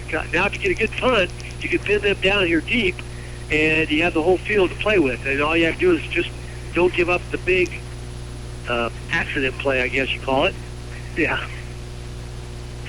Well, we've seen that earlier. We had a 77-yard run from their 3-yard line because he made a nice move, cut back, and went off to the races, and Ty had to run him down. But since then, the running game has not been very effective for Ellis. The Panthers' defensive line has shut that running game down, pretty much non-existent, and they've had to rely on the pass, and the passing, it's been short and inconsistent, basically. Well, he hasn't. He's connected on a lot of passes. They haven't, 2 and 3 yards. It's like a short run. You've got to, at some point, they're going to have to take a shot down the field. So the Panthers come in. They said 2 to each side. We expect sides to step back, and he doesn't. He takes a snap. They're going for it. Now he's under some pressure. Now he's looking for somebody to throw it to. Now he's up down, and it's tipped away and incomplete. So now Ellis has the ball at their own 45-yard line and 44 seconds and a timeout. So we'll see if the Panther gamble there doesn't hurt him. Let's see if Ellis takes a shot downfield. I mean, they're going to have to at 44 seconds at some point. But so the Panther defense will now see if they can close out this first half and keep the goose egg up on the board. As you mentioned, 44 seconds ago, Panthers leading at 19-0. And now, Ellis comes out, 2 to each side, quarterback in shotgun. Takes the ball, and he keeps it himself, breaks 1 tackle, still on his feet, and lowers his shoulder, but he's smacked down, and he gets him out 6 yards. Yes. Clock continues to run, and now Ellis calls timeout. So with the timeout, let's go ahead and send it back to the station. You're listening to Panther Football here on KKN and the World Wide Web. You have a big investment in your farming operation. Let Landmark Implement help you get the most out of your equipment by investing in pre-season service inspections. Let our trained and certified technicians provide you with a complete list of repairs that will help your equipment perform better and deliver maximum performance. At Landmark, buy 3 equipment service inspections and get the 4th free. Contact your local Landmark service manager for details. Welcome back, everyone, to Panther Stadium as It's second and let's call it a long 4 for Ellis. The ball is just on this side of the Panther field. It's on our 49-yard line. We've got 30 seconds left to go here in this first half of action. And Ellis trying to get something going, trying to get something on the board here right before half. 2 out each side. Quarterback rolls the pocket, wants to throw it, throws the ball down the field. He's got a man there through his hands and incomplete. Now, he was behind the defense, but just through his hands as they had to leap for it, and now bring up third, and let's call it 4. I think if that kid just kept running, it would have been right there. It was a good-looking ball, and they finally, took that shot down the field. They just didn't connect. But it's there. I mean, the quarterback's got a good arm. So Tyneside comes out, back to his leg. Hopefully he's okay. He kicked or something. And Ford is in, I believe, number 9. That is Ford. Is Joel Ford, joint pole. So here we go. 3rd and 4. Quarterback again. Takes it, hands it right up the middle. The back breaks a couple tackles. Trying to get to the outside. Still spinning. Panthers finally getting up and get him down and stuff. But he's inside the Panther 40 to the 39, so he got a first down with 17 seconds left to go. But he kept him in bounds. Joel does a nice job of keeping him in bounds, keeping that clock running as soon as they started. So clock starts. We're at 10 seconds to go. Ellis may get off one more play as they send 2 out each side. We're at 6. Snap back. Quarterback wants to throw it. Now he's under a little pressure. Throws the ball. Caught and out of bounds, they say, with 1 tick left. 1 second left. So the receiver tried to get his foot down, but it just was too far out. So they're going to have 1 play left, and I would imagine just heave it. Yeah, Hail Mary. The Panther defense should be ready for this one. Unless you have a pass that goes underneath and lateral back 20 times. The old Stanford special. With this should be the final play as they send 3 to the near side. Quarterback is in the shotgun. Takes a snap, bobbles it. He's under lots of pressure. He just has to throw it away, and that's going to end the first half. So with 1 complete half in the book, we do have a flag. Oh, that was intentional grounding, yeah. So I would imagine the Panthers would just decline it. The half would be over, but let's see to make sure.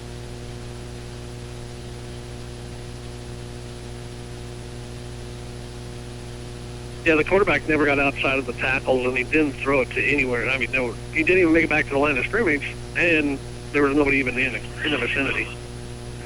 They may make a play, another play. I don't know. I would think the Panthers could just decline this and take the ball, or take the half. Coming over to talk to the Panthers, and now the Panther defense looks like it is running off, going to lead the field. That is going to finally end the first half as they decline the penalty. So with 1 complete half in the books, it's the Panthers 19, Ellis nothing, and we are at halftime. We'll be back to wrap up this first half action as you're listening to Panther Football here on KKN and the World Wide Web. Trinity Ag LLC is your preferred agricultural provider of north central Kansas. Working in conjunction with Agmark LLC for grain handling, Trinity Ag LLC is looking forward to serving existing and new customers. At Trinity Ag LLC, we value our connection to local communities with our corporate office located locally in Smith Center. Trinity Ag LLC, growing together for the future. No one knows farming and ranching better than Farm Bureau Financial Services. After all, our companies were founded more than 77 years ago to serve the unique needs of farmers and ranchers. Today, we're the #1 farm insurer in our territory, delivering smarter insurance for agriculture. Farm Bureau agent Shane Kinter in Phillipsburg can help you get customized, comprehensive coverage that meets your needs. Call Shane Kinter in Phillipsburg and schedule your personalized on-site super check today. Farm Bureau Property and Casualty Insurance Company, Western Agricultural Insurance Company. Welcome back, everyone, to Panther Stadium. We are at halftime with the Panthers leading the Railroaders from Ellis by the score of 19-0. And Jason, you got some stats for us here at half? I do. Phillipsburg's got, they ran the ball 23 times together collectively as a team, got 155 yards. Passing, they're 3 for 14 though, with 52 yards passing. They do have a touchdown, so they are, that is to the plus, and they do lead the turnovers. The thing that right now that's killing us is, not really killing us, but just stalling drives, stalling momentum is the penalties. We've had 5 of them. 4 of them have been ineligible receiver downfield on bigger plays. One was even a touchdown that got called back early in the game. And then, an offside. So just clean up a little bit of play. Make sure that everybody's on the same page as what they're doing, where they're supposed to go. So total yards, 205 yards, 6 yards? 205, 6 yards for the half. Not bad. Not bad. But we've had 7 possessions. So, a couple of those, 3 or 4 of those, we haven't really moved anywhere because of those penalties. It's just stalled the drive out. Secondly, we've got to find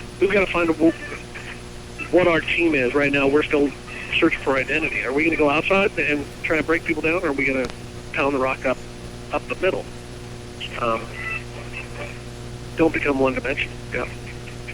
And for Ellis, that first quarter it was a run. The second quarter was dink and dunk pass. They've got to find their rhythm. They did lose one of their key players, obviously, because it's hurt their cohesiveness, on defense and on offense. You can tell that. So They've thrown the ball how many times? Do you have that? Like 23. 23 times. So, and he's 17 for 23. So he hasn't missed a lot, but it's only for like 88 yards. Yeah, it's little bitty short passes here and there. And we're doing a great job of wrapping up, and we forced the fumble, so we're, like I said, we're still ahead on that.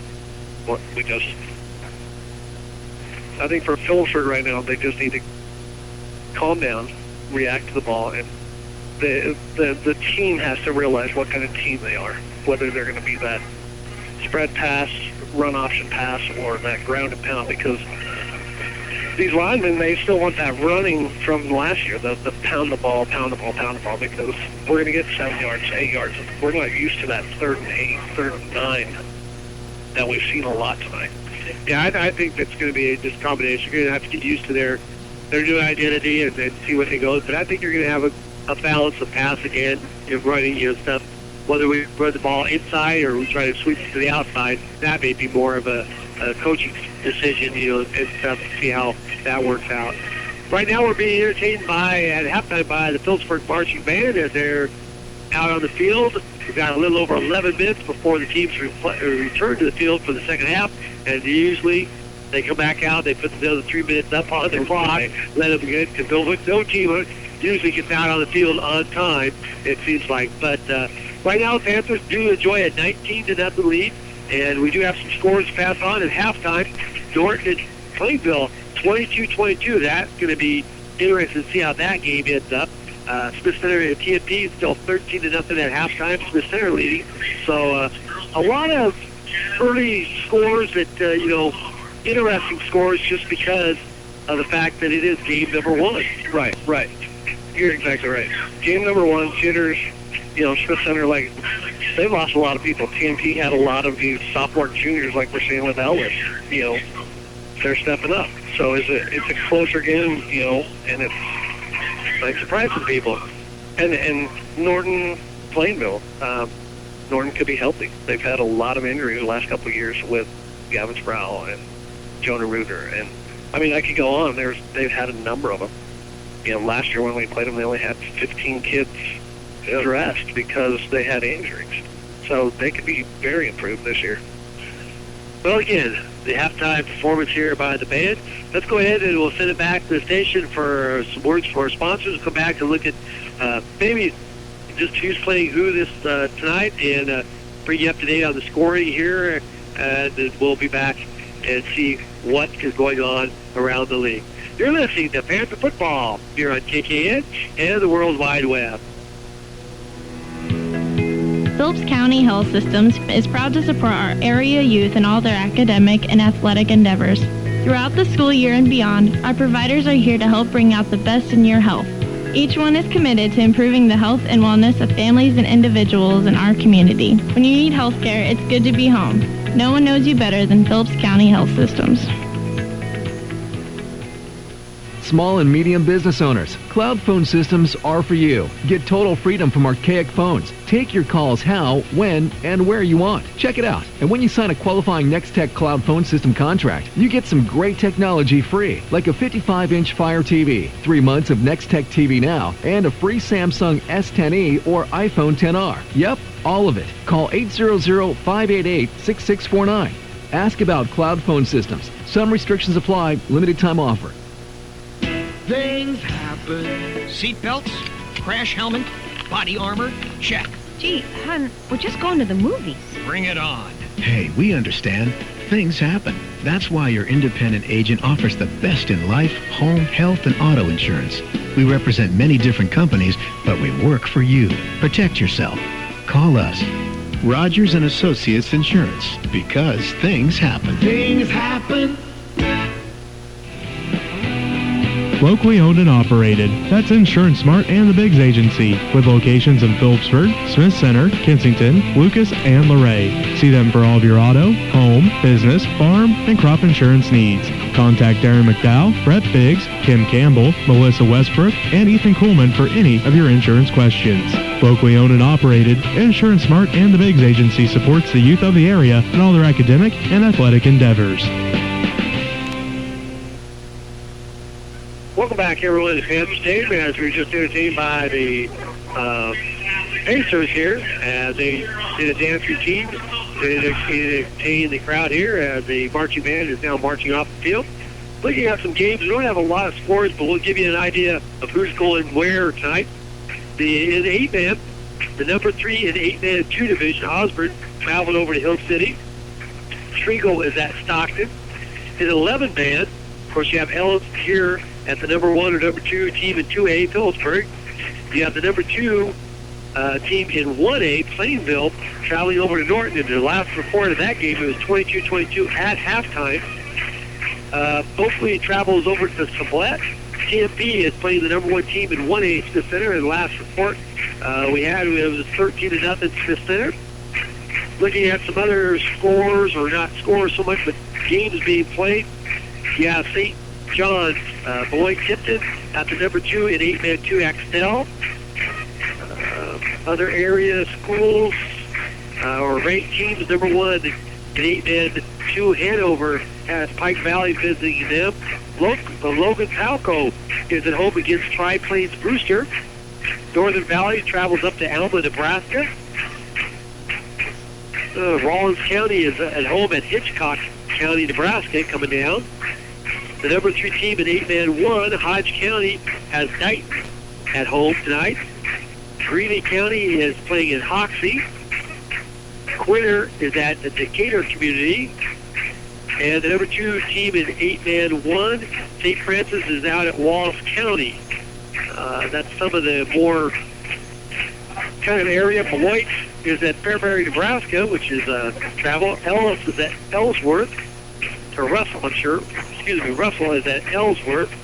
Another team we'll see later on, Minneapolis, is at home at Republic County visiting Minneapolis. The Battle of Salina, Sacred Heart, is at Southeast Saline. That's always a fun one to start out. 4-mile battle. Yeah, it's not real far. The number 1 team in 6A in Derby is at Garden City. A great way for Garden City to start out. That could be a good game, though. Yeah, it's a big game early. Hanover is a great bid. Judson City is at Hayes. Guyman, Oklahoma comes up to Liberal. That's because Liberal's so far down there, they've got to play some Oklahoma teams. Maybe Texas teams. The number 4 team in 3A, Scott City, is at Hugoton, travels over to Scott City. So that's a team we've played in the past, Scott City. And you did have a report of Boynton and Pratt. Didn't you have Boynton winning at 23-0.5 is what it said. So that's the number 4 team in 2A. Rossville is at the number 5 in 1A. Centennial travels over there. So there's a battle of ranked teams. And that's Centralia's up, or Centralia's down 21-0 right now to Rossville. Okay, so Rossville out to a quick start. The number 1 team in 4A, Bishop Mirage, is at has a home game but they're playing the number 2 team in 6A, Blue Valley North. So 6A against 4A, that could be a tough one to start out with. And some of the other teams, number 3 5A Bishop Carroll is at the number 2 5A team, Wichita Northwest. So number 2 against number 3 right to start the season. That's a pretty good battle there. They played last night. I don't remember the score, but I do know that there was a brawl on the sideline. It was play for about 14 minutes, they said. Quarterback went out of bounds, and a defensive back hit him about 4 yards out, and it started. And they were chippy before that, so it started the brawl on the sideline. So I do know that, but back here, that's one thing that I would say is, the sportsmanship between the two teams tonight has been stellar. I mean, they respect each other. They even when the kid got hurt, everybody was took a knee when he stood up. Everybody should, we had our players coming over telling him, hey, we hate that you got hurt, but get well soon. Our stand stood up, their stand stood up. So I'm going to say sportsmanship in the MCL and the north central part of Kansas is spectacular. Well, I think you see that a lot in the smaller schools. The 5A, 6A schools, they're just bigger, and it's just a lot more kids, and it just you see that a little more in some of the bigger schools. Even the rivalries, games, Phillipsburg Smith Center, our big rivals. The sports kids know each other. They respect each other. They play baseball with each other in the summertime, or stuff. So it's not that territorial thing that's like sometimes in the cities. You kind of get that way a little bit. Right. Well, Ellis has already made their way back out, and there's still over 2 minutes to go on the clock. So we don't expect Phillipsburg to be back out anytime soon, because they usually don't come out real early and stuff. But again, beautiful night. Cooling off a little bit. I haven't checked the temperature, but it feels like it's cooling off somewhat here, as we'll see if we can get a temperature. 68. That's a 73. Oh. But I brought a fan tonight because it was so hot yesterday in that gym when I was doing the volleyball game. So I thought, well, it could be hot in the press box and stuff. And I haven't even turned it on because it's been very comfortable. Well, you just got to talk to Andy and say, hey, we need air movement up here. You can put a fan right behind me. It's not going to affect us, but it was a scorcher in the gym. Oh, it was terrible. I was just sitting there in a chair announcing the game, and I was sweating big time. I can't imagine what those girls were going through out on the court. It had to be, they were miserable. But they're used to that. They practiced it all the time, so I'm sure they weren't, didn't notice anything differently. But some of the Panthers have made it back out onto the field. We still got over a minute to go. We expect the rest of the Panthers to go off. But let's go ahead and send it back to the station for a little break here. As you're listening to Panther Football here on KKN and the World Wide Web.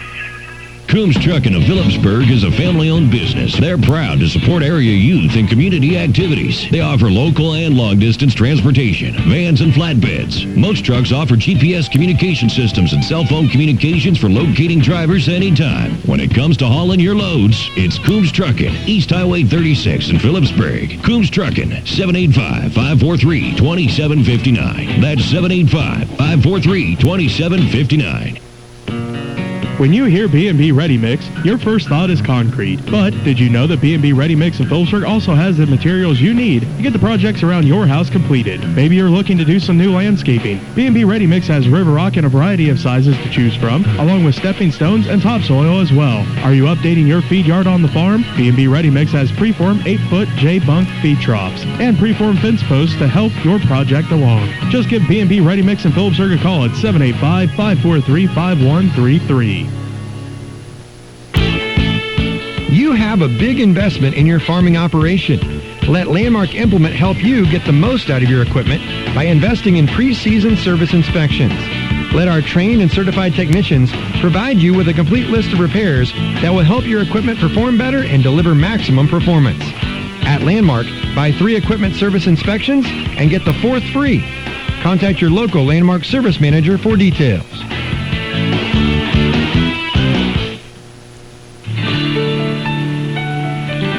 Trinity Ag, LLC is your preferred agricultural provider of north central Kansas, Working in conjunction with Agmark LLC for grain handling, Trinity Ag LLC is looking forward to serving existing and new customers. At Trinity Ag LLC, we value our connection to local communities with our corporate office located locally in Smith Center. Trinity Ag LLC, growing together for the future.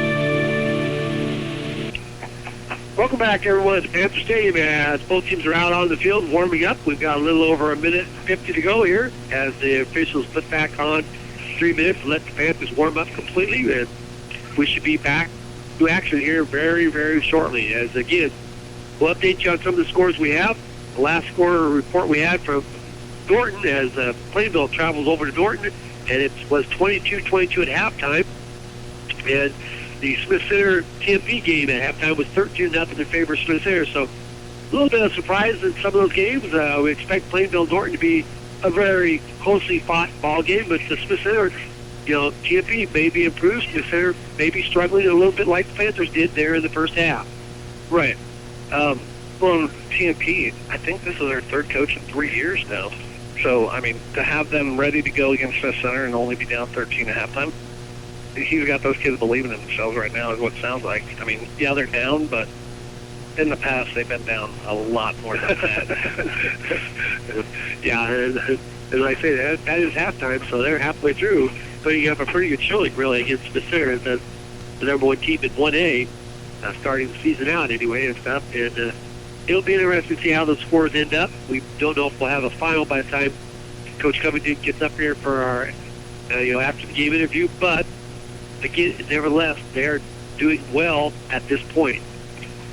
Clock continues to run down. We're under half a minute to go, and the Panthers now starting to gather up and start getting. Now, Panthers will have to kick off because the Ellis won the toss. They deferred, so they kicked off. So now they'll get the ball to start the second half, and let's see what kind of adjustments both teams make. Hopefully the Panthers can come out and shut them down in that first series and kind of take control here in the second half. Yeah, they really need to come out and make a statement on defense, push them back, get good field position, start, and then just have a quick start with their offense. Hold them to 3 and out, and then go down and score. Clock has been reset at 12 minutes, so we expect both teams now kind of working their way out to the field, and we'll see what the Panthers have, what kind of adjustments they've made here at halftime. Kicking off looks like it would be Ford again. He is out there, number 9, and he has been doing some of the kickoffing. We'll see if he does get the nod.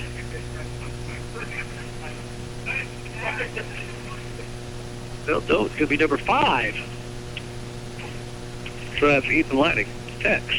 So we're going to try our second or third.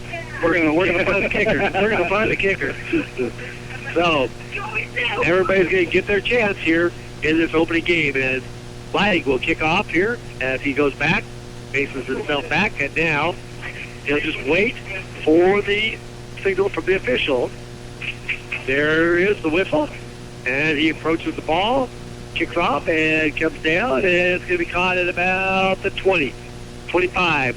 30, breaks a couple tackles, and he's all the way up to the 42, 43-yard line. There is a flag on the play as the runner from Ellis just caught the ball straight ahead. Block in the back. So a block in the back, that is I believe, a spot foul, is it not? Oh, yes, it should be 15 yards from the spot. Let's see what they do here. And they're already played the ball down. The other official didn't even know there was a penalty. So, they got through the flag, got to come over and say, wait a minute, guys, we're not starting from here. Blocks the back, and it will be 15 yards or half the distance, probably, since it's inside.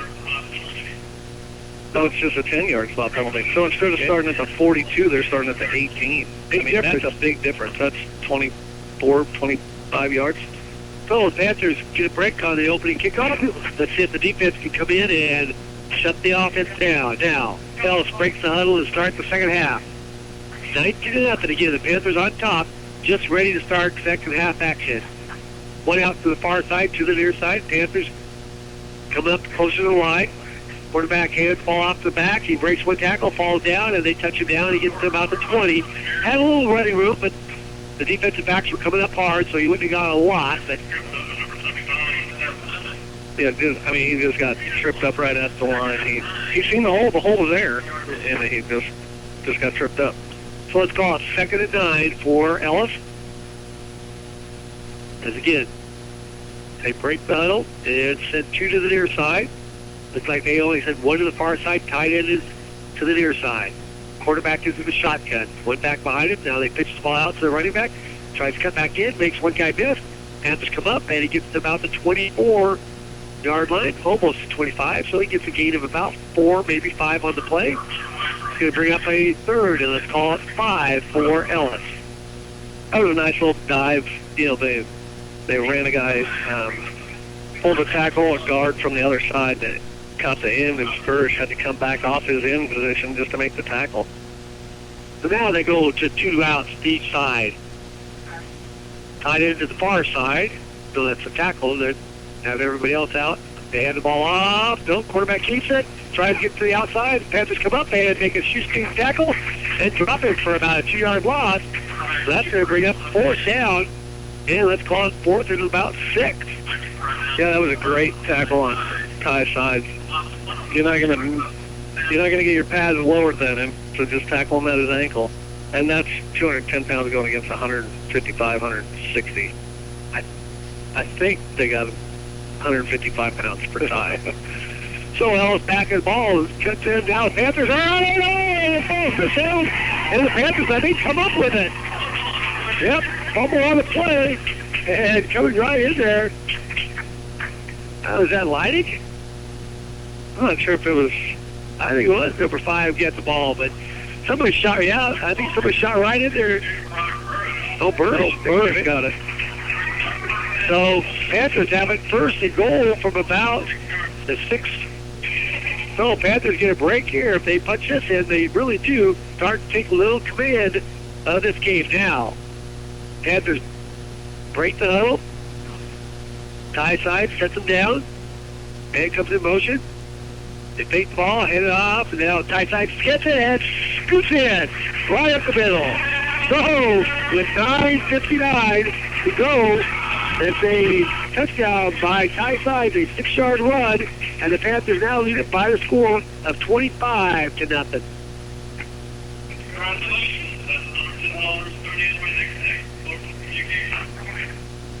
So the Panthers don't waste any time, capitalize it. Now the extra point will be a 10th. Waiting for the snap. Snap is down, kick is up, and it's good. So the score now reads the Panthers 26. Ellis nothing. We're back after the timeout. You're listening to Panther Football here on KKN and the World Wide Web. Phillips County Health Systems is proud to support our area youth in all their academic and athletic endeavors. Throughout the school year and beyond, our providers are here to help bring out the best in your health. Each one is committed to improving the health and wellness of families and individuals in our community. When you need health care, it's good to be home.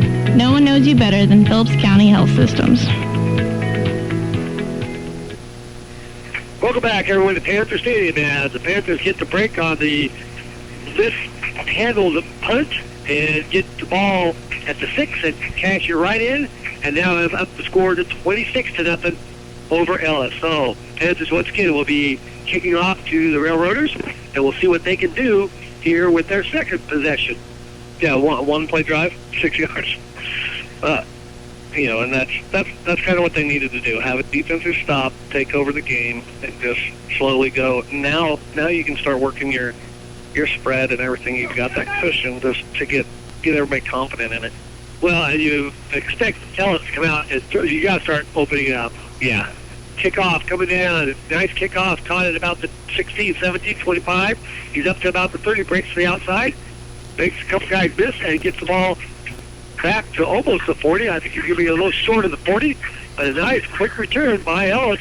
It sets them up at about the 39-yard line. So 1st and 10 for Ellis at that point. Yeah, and Ellis has players. We're just beating them to the ball right now, beating them to the spot of where we need to go, where they need to go, and we're obviously up 26-0, but there's still time. Ellis has got to open the playbook up right now. So here comes Ellis. They send, looks like 1 to the far, 2 to the near. Quarterback goes back, wants to throw the ball right over the middle. His guy goes down, and the Panther guy turns around. Did he intercept it? Nope. They say it hit the ground. He almost came up with it.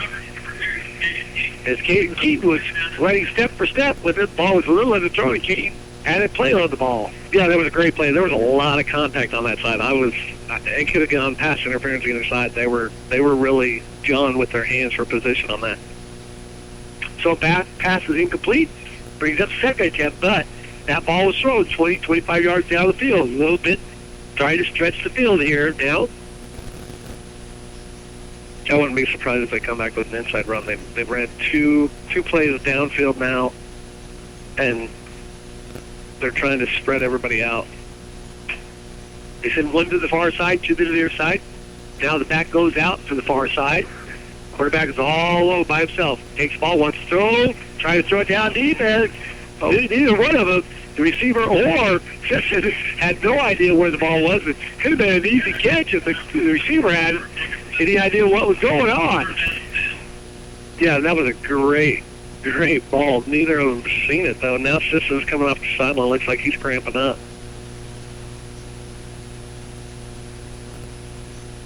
So they're trying to get him stretched back out. Maybe he didn't stretch enough there at halftime. So now the Panthers have defense. They same set for Ellis, 2 to each side. Go snap. Quarterback goes back, wants to throw it. Throws the ball down. He's got a man there. He catches it, and he breaks it. And he's down to the Panthers' 27, 28-yard line.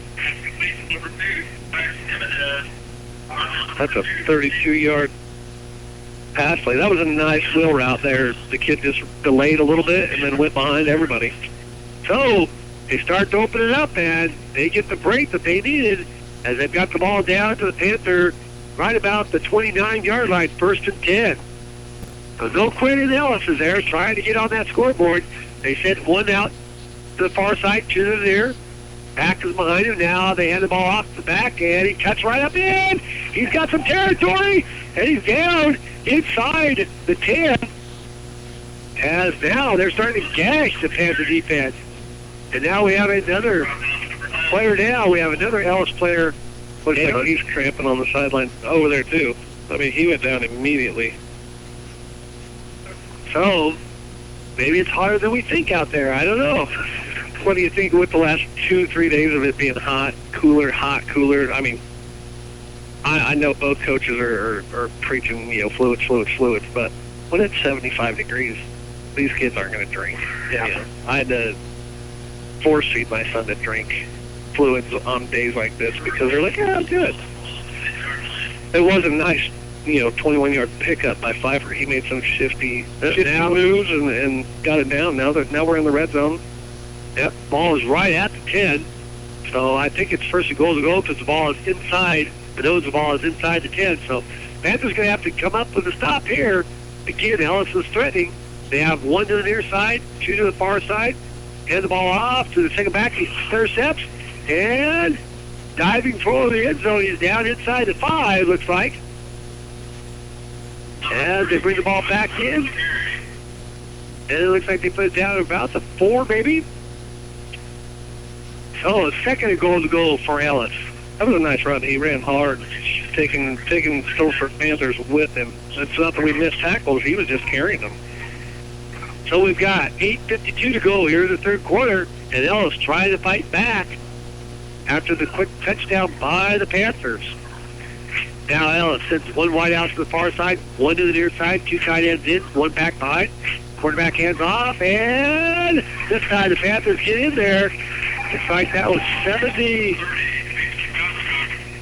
Looks like Seth Levin. It breaks through there, drops him for about a yard and a half loss. So now it's going to be 3rd and goal to go. And now for Ellis, this is one of those great times to have those little 5-6 yard quick outs. I mean, that's what they're made for. If you're a defensive back, you shouldn't be 10 yards off the ball. No. You should be jumping those routes now because you got the cushion of the end zone. So what if you miss? I mean, now they send one wide out to each side. Again, two tight end, man comes in motion. They try to go, and now they try to throw the ball to the back coming in, and it's wide open, touchdown. So, an easy Ellis scores with 7:49 to go. The pass from the quarterback to Honus, at number for him, number 11. Oh, the quarterback is Tegan Kane. Yeah, 7. So that was a 4 or 5 yard pass. Now it looks like they may go for 2 here as they're lining up, and they are sent 2 guys to the far side, 1 to the near, and now quarterback looks at, and now they have to waste a timeout. Not a good waste of time on an extra point. Yeah. So we'll keep it right here because I don't think you're going to have a long discussion on what to do here. But the score now reads 26-6 with 7:49 to go in the third quarter as Ellis has finally punctured a ball or got the ball into the end zone against this Panthers defense. They were down there once before. Panthers turned it away, but this time Ellis was able to get it in the end zone. Yeah, they move the ball very effectively between running and passing. But this one, I mean, it's been a good mixture of run and pass. Now we'll see what the coaching staff for Ellis decides they want to do. As they're back out on the field now, the Panthers will have to see if they can stop this 2-point conversion here. As Ellis looks like they sent 2 to the far side, 2 to the near side. They'll have the 1 back in the backfield behind the quarterback.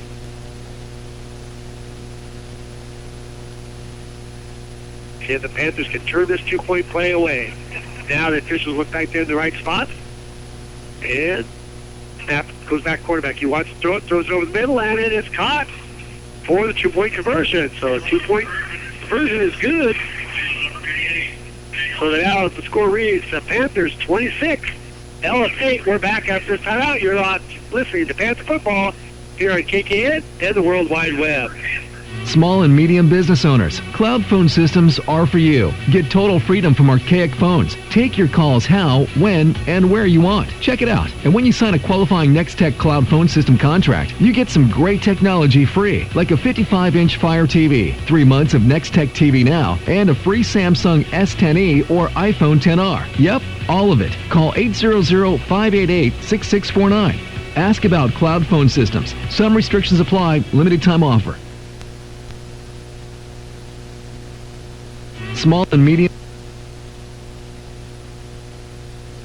Okay, welcome back everyone to Panther Stadium as we're back here as Ellis has got on the scoreboard here as the score now reads the Panthers 26, Ellis 8, and Ellis will kick off. And wouldn't be surprised if they might try some onside kick trying to get the ball back because now they feel like they've got some momentum on the offensive side, but Panthers have their sure hand team in there. As quarterback kicked off to start the game, and he's got it teed up again. Now waits for the signal. There it is. And he approaches the ball, kicks it high, and it's coming down and caught. Panthers at the 20, 25, tries to cut the upside, and that's Siffin, and he gets it back to about the 34, maybe 35-yard line. He's pushed out of bounds. So the Panthers will start 1st and 10 from that spot. Yeah, nice little return. I mean, there wasn't really a wall. He kicked it about to the 18-yard line and just got what he could get out of it. So they do put the ball down at the Panther 35, 1st and 10 from there. A lot of time left this game. I mean, it felt like the Panthers were going to get it going and maybe take a little bit of control, but now with that score from Ellis, it puts a little pressure on the offense to do some damage here. As Sides sets him down, hands off to Gower. Gower just running straight ahead, runs hard, gets down, and he gets it up to about the 42-yard line. Oh, that's Aaron Linker. Oh, Linker with yeah, the that's a nice little 6-yard run.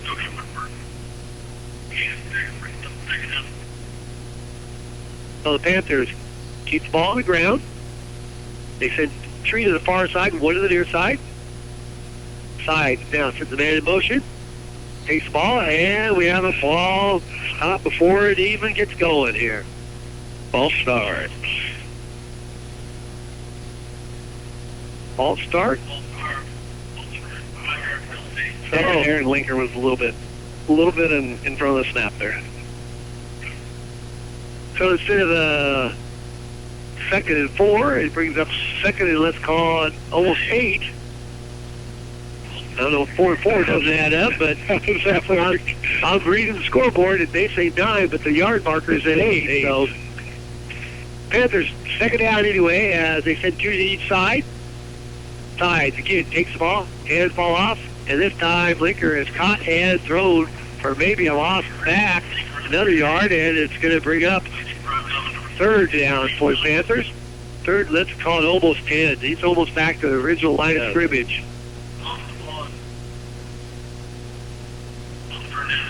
So now the Panthers send 3 to this side, 1 to the far side. Again, sides, sets them down, looks over the defense, wants to throw it out the flat. Now he's under some pressure. Now he's just going to try to outrun everybody. Wants to throw it. Now he's just going to keep it. Takes off and dives, and he's going to be short of the first down by a little ways. As he's just trying to make anything out of everything, he's going to be a couple yards short as the ball is out to the Panther 43, and it brings up 4th down for the Panthers. And he had a couple guys, wide receiver, wide open on this wide side of the field. He just couldn't see it because he was clear over on the other side. So now the Panthers look like they may go for it. They are going for it, and they don't get it. They do not get it. The runner is tripped up, and now they're going to ask their defense to come up and save them here. So the Panthers turn it over on down, and Ellis has got life, and we still have 6 minutes to go in the 3rd quarter. Yeah, that was I'm kind of speechless. 4th and 2 on your own 43, I would punt, but maybe coach has seen something that we did in the game plan. So now Ellis with the ball on the Panther side. They send 2 to each side. Quarterback again takes the ball, hands it off the back, and this time fumbled. I don't know if the Panthers come up with it. We'll have to see. I think he probably got back on it as he was diving for it.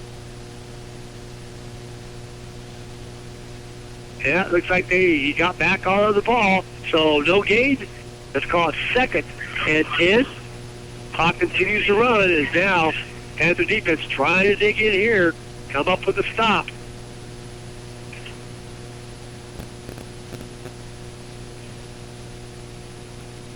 Ellis again. Same formation. Wideouts to both sides, 2 of them. Quarterback in the shotgun. Takes the ball, and now he wants to throw it. He wants to throw it deep. He's got a man and can't come up with it.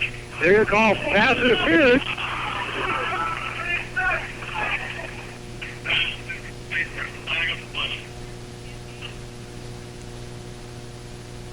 It's going to be pass interference on Phillipsburg.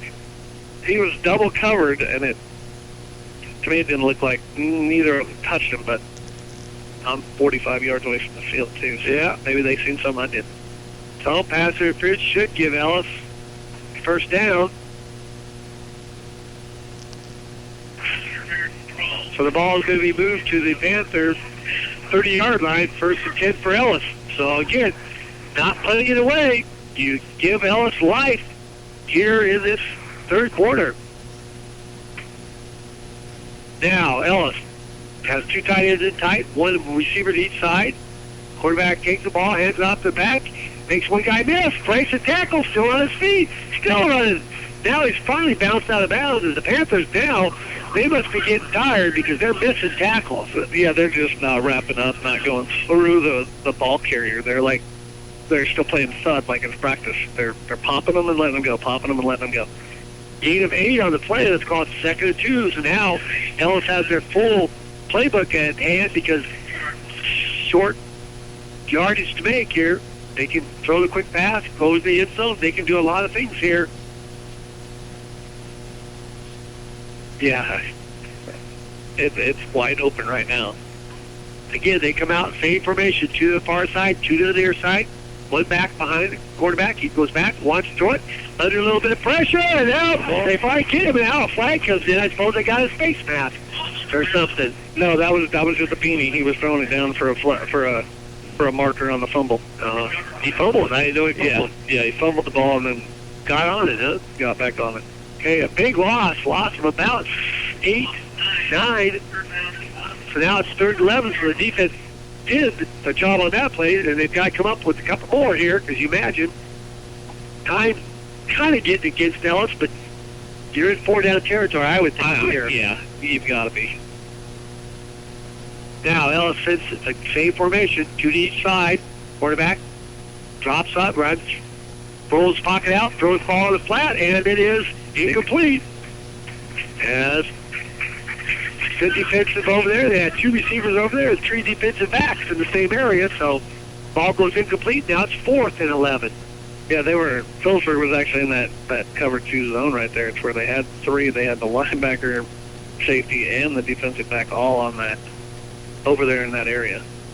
You got to watch that tight end going down the middle, though. If you roll your linebackers over too far, Yeah. you can go right up the gut. We've done it to other teams. So 4th down, big play here in this ball game with 4:35 to go in the 3rd quarter. The defense can come up with a stop. You can breathe a little bit easier.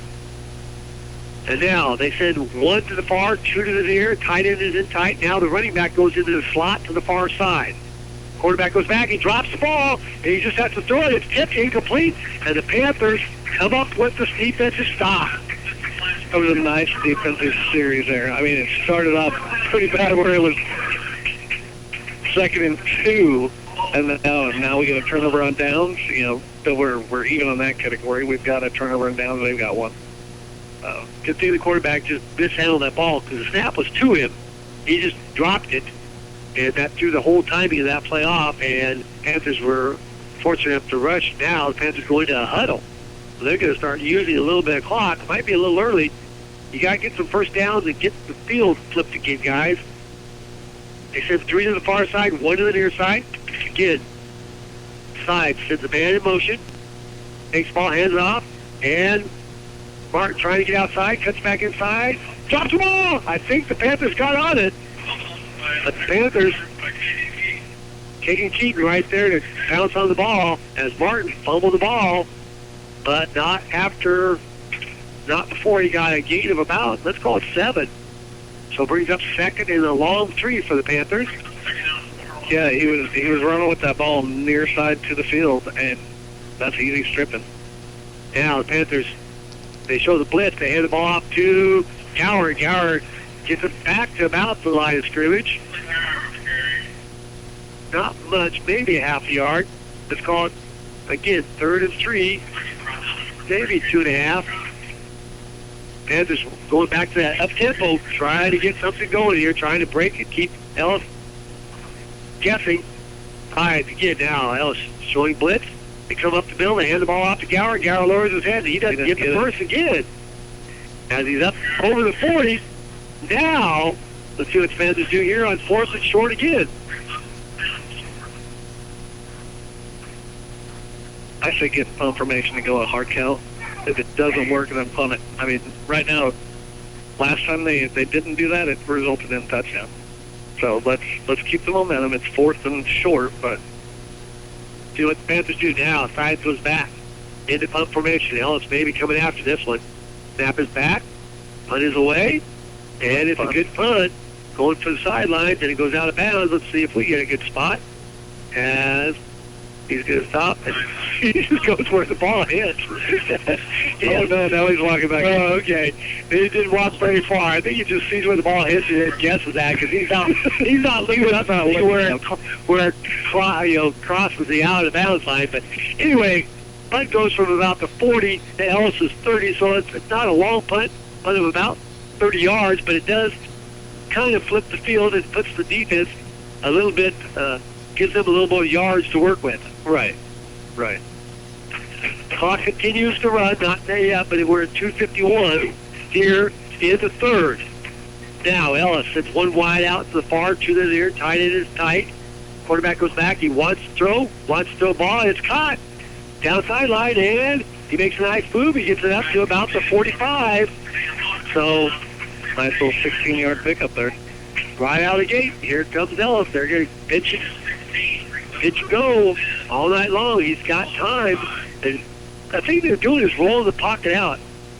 Another flag. They call roughing the passer as well, so that's going to be tacked into the end of the play. Let me see the flag down on the field.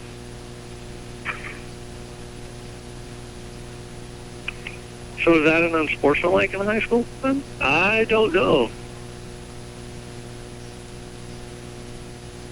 Oh, there's the flag all the way back to 20. Well, that's where he threw it from. I mean, he rolled deep in the pocket. It was a nice pass, and then the guy made a couple guys miss. So just like that, the Panthers, Ellis moves the ball from their 30 to the Panther 40, so the punt basically wiped out. Must have been on Miller because he's coming out. I'm not going to guess, but he's talking to the coaching staff. So now Ellis sets down, wants to throw it again, throws the ball quick. It's caught off the receiver's hands. If the Panther would have been looking up, he might have picked that and gone. So 2nd and 10 with the incomplete pass. His quarterback's arms have got to be getting tired. Yeah, but he's still throwing good balls. Yeah, that's what's impressed me is it's not. He's still got a zip on him. Big, strong kid. So 2nd and 10. Ball is at the Panthers 40. We've got 2:31 to go. Still in the third quarter. A lot of time left in this ball game. 2 to each side for Ellis. Quarterback, low snap, hands ball up, and he gets through the second, and he's still running. He's all the way down to the Panther 25, inside the 25 maybe. Up, we have a flag down. Hey, just holding against Ellis. So that'll help the Panthers as, again, they gave up a big run. Just seems like our linebackers are out of position. It doesn't matter who's in there. Somebody's not in the right position to see that back squirting through that holes. Yeah, we're not playing disciplined defense right now with our linebackers. We're just, putting our head down, bull rushing, blasting through the line is what they want. And with Ellis, they've thrown close to 40 times. You got to sit back, read the play, and then react to what the quarterback and the running backs do. They're already 5 yards deep. Just read and react and meet them at the line of scrimmage. So now they are going to attend. I'm sure it's not an injury. It's just a cramping. And that is their running back, isn't it? Yeah, that's Connor Pfeiffer. Connor Pfeiffer cramping up, so hopefully it doesn't look like that. Remember how the cramps feel? That doesn't feel good. You've got to get those things massaged out. He's cramping up. Yeah, it's hurting and stuff. So ball moved back from the Panther. It was all the way down to about the 24, 25-yard line, but with the penalty, it will be put back at the Panthers' 48-yard line. It will be 2nd, and let's call it about 18 or so for Ellis. And I don't know if somebody called timeout or if it's official. The officials called timeout and pushed everybody to the sideline, told them to get water because they're having. I mean, even the officials are getting water. So it's got to be humid out there. It doesn't feel really humid in here, but no. I mean, there's got to be something that's causing this. And I say, I'm very comfortable sitting up here, I'm not cramping up at all. I feel good right now. Okay, Coach. Yeah. But, so now the officials look like they're going to bring the teams back on. We got 2:23 left to go in the third, and it's 26-8. The Panthers still on top here in the third quarter. Ellis looks like they're ready to go now. The Panthers come up defensively, and they will attempt to see if they can stop it. 2nd down for Ellis. 2 to each side now. Quarterback goes back, wants to throw it. He's under a little bit of pressure. We have a flag down, ball caught. And now trying to get him down. And they're just going to stop him. And now his forward progress will be marked, but there is a pass, flag down once again. Holding again on Ellis. Evidently, officials are seeing something that Ellis is not, is doing incorrectly. Pass rush, I know, is starting to get to a quarterback. They're starting to get a little more closer to the quarterback. We had a roughing penalty, and now this is the 2nd hold in a row. So I would imagine they're just trying to protect their quarterback, so it's going to be backed up all the way to the Ellis 41-yard line. There's it's going to be 2nd and 29. Holy. 2:15 to go here. There's not a lot of times running off the clock with all these penalties. But the Panthers are still not giving up a lot of yards either. No, they're plus 19 yards right now in this series. So Ellis breaks the huddle once again. Quarterback remains in the shotgun. Goes fast, wants to throw it, throws the ball down deep, and it's going to be fought and caught as Barton gets beat. And it's close. That's a first down. Yep, there it is. The hope. Whoa, man. In perfect position, just did not find the ball enough to knock it down, and the receiver grabbed it. And so, just like that, it's 1st and 10. Ellis at the Panther 28-yard line. And their quarterback threw that from the far hash, clear to the near sideline. That was a great throw. Perfect position. The kid, they both went up to get it. Ellis came down with it. So, Ellis has new life. Two to the far side, two to the near side. Again, quarterback remains in shotgun. Now, man goes in motion. They hand the ball off on their forward jet sweep, trying to get the outside, and he's cut down. Doesn't really get back to the line of scrimmage. Looks like he's going to lose a yard. He was down. He got hit low and high. And so now he's down. And the ball will be played just inside the 30, so a loss of about 1. Looks like he might have got the wind knocked out of him. Yeah, he's moving around, so I don't think it's anything hopefully too serious. They've already lost the kid to what we're assuming is a really bad leg injury and stuff, but Panthers will hit you. That's the coach was saying all off the air. I was getting interviewed. He's got a lot of defensive backs who love to come up and just lay the lumber to you, but you got to be careful at times. Sometimes you absorb some of that hit too. Yes. And we can't afford to lose too many guys. But he's up, so I think he's going to be okay. They say Mike got the wind knocked out of him, or his bell rung a little bit, but he is going off the sidelines, and I think he will be okay. So it brings up a second, and it's called 11 as the Panther defense trying to hang in here. If Ellis can somehow score, this game could get really interesting real fast. Yes. Well, and they've proven to be quick strike. Yeah. 6 plays, 4 plays. They move the ball effectively. They go for the quarter and a half, 2 quarters now. They haven't. So now Ellis comes out. Low snap, blitz kick. Quarterback gets it, throws the ball. It's caught. And inside the 30 or 20, looks like he's down to about the 19. And it's going to be short of a first down, but it's going to bring up third and a makeable. And it's going to be, not much at all. And I really like the way Ellis is running nice, crisp routes. They're cutting, they're looking the ball there. It's not they're not running clear across the field. The quarterback's making good, quick decisions with the ball. So 3rd and 2. Ellis goes the same formation, 2 to each side. Quarterback waits for the snap. And now they call a timeout. That's our second timeout of the half already. So a timeout on the field. Our score, Phillipsburg 26, Ellis 8. We're back after this timeout. You're listening to Panther Football here on KKN and the World Wide Web. Things happen. Seatbelts, crash helmet, body armor, check. Gee, hon, we're just going to the movies. Bring it on. Hey, we understand. Things happen. That's why your independent agent offers the best in life, home, health, and auto insurance. We represent many different companies, but we work for you. Protect yourself. Call us. Rogers & Associates Insurance. Because things happen. Things happen. Welcome back, everyone, to Panther Stadium, as we've got 53 seconds left to go in the third quarter, and our score remains the Panthers 26, Ellis 8. We do have some updated score. Smith Center is starting to roll, as it's now 34-0 over TMP.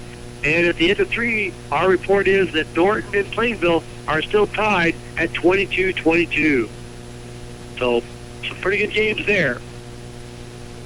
Now, Ellis comes back out on the field. We got 3rd, and I'd call it a very short 2.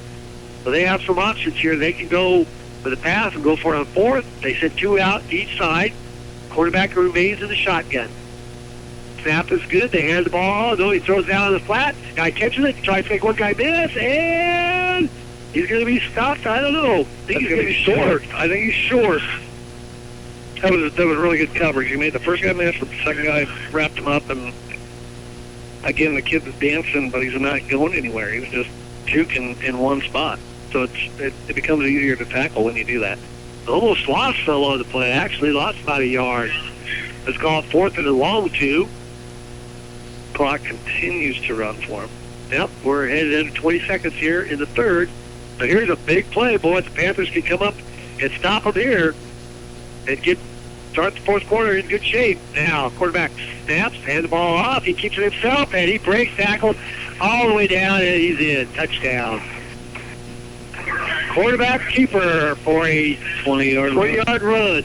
So with just 3 seconds to go, the quarterback on a 20-yard run, touchdown, and now it's 26-14. And we'll see what Ellis wants to do. Imagine they may go for 2. But I'm going to say, yeah, they're going for 2. I didn't even see them trying an extra point kick in warm-ups. Okay, so now let's see what they want to do here. As the play comes in, 2-point conversion will be coming up here. As they got to hurry, though. He was gotten tight. They're already counting. Yep, there's the flag. Took too long. Well, that'll pack them up 5 yards, give the Panthers a little more breathing room, but you can't relax just because you got the 5-yard penalty. You got to shut this one down. Because even if they do stop this, it's still 12.2 scores that you tied, and they still don't have a play in. Now Ellis gets up to the line here. They send 2 to the near side, 1 to the far side. Tight end is in tight. Snap, quick snap, and he wants to roll the pocket up, wants to throw the ball, and it is no good. No good. Incomplete. So the score will remain. The Panthers 26, Ellis 14. We're back after this timeout. You're listening to Panther Football here at KKS and the World Wide Web. Coombs Trucking of Phillipsburg is a family-owned business. They're proud to support area youth and community activities. They offer local and long-distance transportation, vans and flatbeds. Most trucks offer GPS communication systems and cell phone communications for locating drivers anytime. When it comes to hauling your loads, it's Coombs Trucking, East Highway 36 in Phillipsburg. Coombs Trucking, 785-543-2759. That's 785-543-2759. Welcome back, everyone, to Panther Stadium, as we're going to have, I think, 3 seconds put back up on the clock because you don't run the clock on extra point tries. So Ellis will kick off, and it'll be 3 seconds. So after the kickoff, we'll start the fourth quarter again. So the Panthers need to do something offensively. They need to get something going to keep Ellis off the field, their offense, because their offense is really starting to go ahead and crank up and get moving. Yeah, they're starting to click. And you don't see that very often where Phillipsburg gets outscored in a quarter. I don't even know. I mean, it was quick. You know, we had them at 3rd down and 29, and they complete a pass, and then 2 plays later, it's 3rd and 11, 20-yard run. You know, they're the ones with the big plays tonight, and we really haven't had that. So now the kickoff, there's a signal, and kick is kind of a low floater going off, and it goes out of bounds. Well, the Panthers, I would imagine, would just take the ball. I wouldn't have them kick it again. Let's take it from the 35, or I think that's where they spot the ball.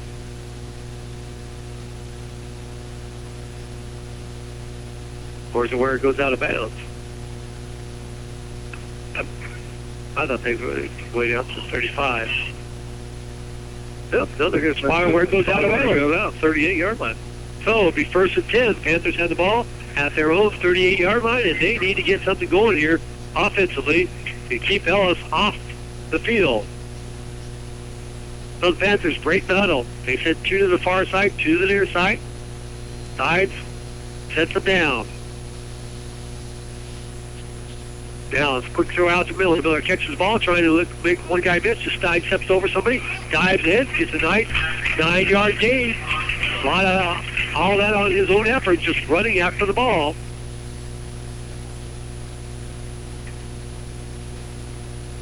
Oh, it's going to be close enough. They may even measure this one. Yep, it's going to be close enough for a measurement. And that is into the third quarter. I guess the ball being kicked out of bounds. Clock doesn't start, so it's touch. So that's why we had one more play. One play in the fourth quarter. So they're going to measure it, and we're going to go to the fourth quarter. So keep it right here. And the Panthers really, after they came out at halftime, leading 19-0, they got that fumble and got it forced right in. And we're up 26-0. You thought, hey, this could go start to snowball a little bit, but give Ellis a lot of credit. They came right back out, scored, and then they just put another one in.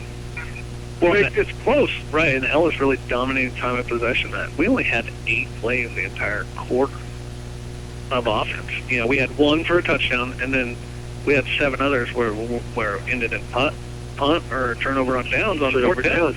And we didn't do anything, and Ellis controlled the game, controlled the scoring. You know, they did a great job that third quarter, just slowing everything down to their pace, you know, and going with it. So the ball will be placed at the Panther 48-yard line. It's going to be just short of a first down. And it's going to be second and short. And now the clock's been set at 12 minutes, and we've got the final quarter going here as the Panthers will try to get something going offenses. The Ellis defense has stepped their game up also and shutting down the Panther offense. Now, looks like the officials are trying to get in position. He's holding them up. Now, looks like we're ready to go. Sides again, 2 to each side. Ellis takes the blitz. They throw the ball out of the flat. Caught one guy, makes one guy miss, dives ahead, gets ahead. Still running, still going on his feet. And he's up over the 45 of Ellis down to, looks like about the 42 of Ellis. So Panthers pick up first down and trying to get something going offensively. So Panthers again speeding up, trying to go quickly, trying to see if they get some momentum going. Now Ellis again showing blitz. Side sets him down. Takes the ball, hands it off to he keeps himself. Pops outside, goes to the sideline, and he gets a nice gain on first down. And looks like he has it, but then he pulls it back and just goes around the end on the keeper. He makes that decision really, really quick too. So it's deceptive, but it's less deceptive as holding it, and then going. So gain of about 8, and now they have a equipment timeout or something. Another kid's cramping on the side. Oh, there's running back again, number 4. Got to go out. So now Panthers ready to go on second, and let's call it 2. Sides again. In the shotgun. Looks for the sideline. All's a play. Panthers now. Looks like they're going to go here. Man comes in motion. Hands the ball off. They cut it back inside. Cuts it another inside. Keeps his feet. Keeps going. He's still got some room. And he's going to be close. They're going to say he's in. Touchdown. Who ran that one? That was Jake Simpson on the 34-yard run. Okay, 34-yard line. So in the fourth quarter, with 10:53 to go, Simpson on a 34-yard run for a touchdown, and the Panthers now take a little bit of control at 32-14. And we'll try the kick once again. Nice cut, nice run, nice placement on that carry by Simpson. Was determined to get in there. Waiting for the snap. Snap is back, ball is kicked out, placed up, and is good. So it's now 33-14. Panthers on top. We're back after this timeout. You're listening to Panther Football here on KKN and the World Wide Web. Trinity Ag, LLC is your preferred agricultural provider of north central Kansas. Working in conjunction with Agmark LLC for grain handling, Trinity Ag LLC is looking forward to serving existing and new customers. At Trinity Ag LLC, we value our connection to local communities with our corporate office located locally in Smith Center. Trinity Ag LLC, growing together for the future. Welcome back to Panther Stadium, as the Panthers have answered one of the scores for Ellis, as now Panthers lead 33-14. So the Panthers up by 19, and we've got 10:53 to go still in the fourth quarter. Lots of time left, but the Panthers needed that offensive production and score to really help boost up the defensive effort. Yeah, that was a great play call with the jet sweep coming across to the wide side of the field. This time he had room to make a lane and cut and see the lanes. Panthers have it teed up. Kickoff coming down, and it's coming down and caught at about the 20. It's 25-30, trying to break a couple tackles. Busts through there, still on his feet, and he's now finally thrown down to the 40. As Jimenez gets the ball out to the 40-41 yard line, so they have good field position to start this drive. Yeah, that was a nice return. Caught it on the run at the 20 and just went up through. He kind of made his own lane there, just ran through it. So, defense is going to be asked to come to the rescue again. If they can shut them down here. They've played well at times here.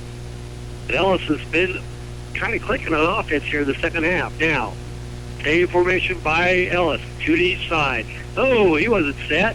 They had the ball off, and I'm surprised there's not a flag on that play, as the wide receiver was still running to his spot. Oh, I was actually writing down stats. I didn't even see the play, sorry. Snap is the 2-yard loss. Good defensive play by the Panthers as Derby makes the tackle, but yeah, that player was still headed towards the line of scrimmage and not set.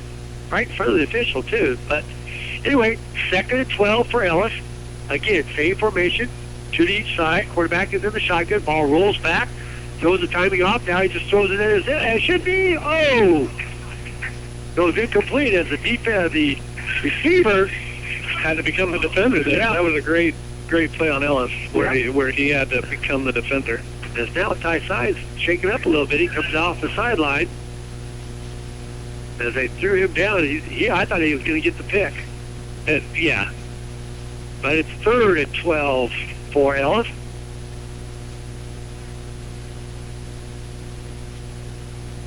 Again, now Ellis taking a lot of time getting up to the line of scrimmage. Again, they go same formation, two to each side. Ball goes back. Quarterback throws the ball over the middle, and it's tipped away. And incomplete as Linker got his hands on that one.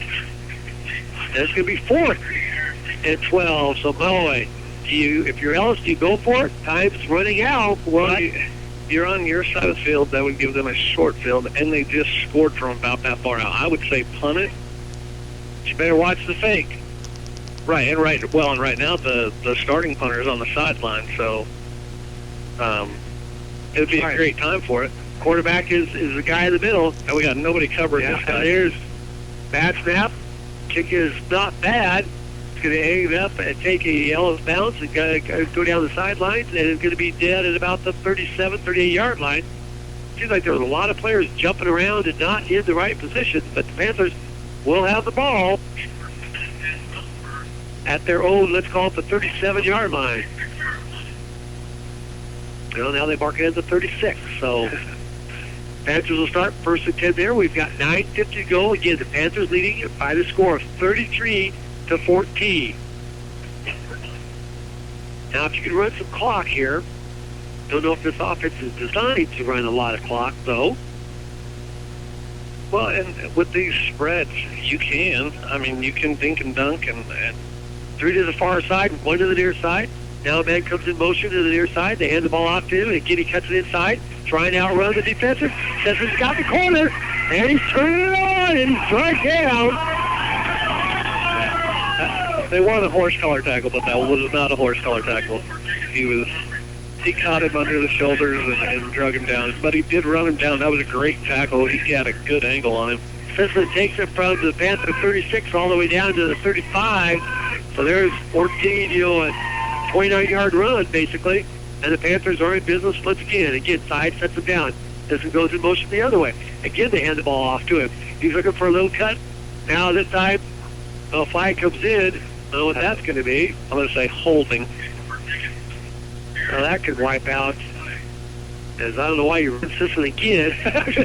You know, a little tired there. We are going to have a flag. We're going to see what the Panthers look like they're backing up. Holding on the Panthers. Yeah, the right wing or slot receiver had his guy turned around running backwards down the field. It was pretty clear right there. So now move the ball back to the Ellis 46-yard line. They get first at about, that's a spot foul, first and 21. So again, Panthers now set 2 to each side. Sides again, sets them down, takes the ball, goes in high to Miller. Miller now just have to make somebody miss, tries to dive ahead, and gets the ball as the clock continues. He stays in bounds, but he gains not a lot. 4 yards. About 3 or 4 yards. And it's second. And let's call it about 8-17. Panthers up the line, quick, ready to go. Same formation, 2 to each side. Again, Panthers working on a shotgun, and the ball up to Gower. Gower trying to follow blockers, just breaking tackles, lowering his head, running hard, still on his feet. Blow it in, it stops, and he's down to about the 29-yard line. That's a good little 15-yard run. So that puts us back into a makeable third down, third and about 5, looks like. And now, timeout called. No, it's official timeout? Yep. Why? What do we got?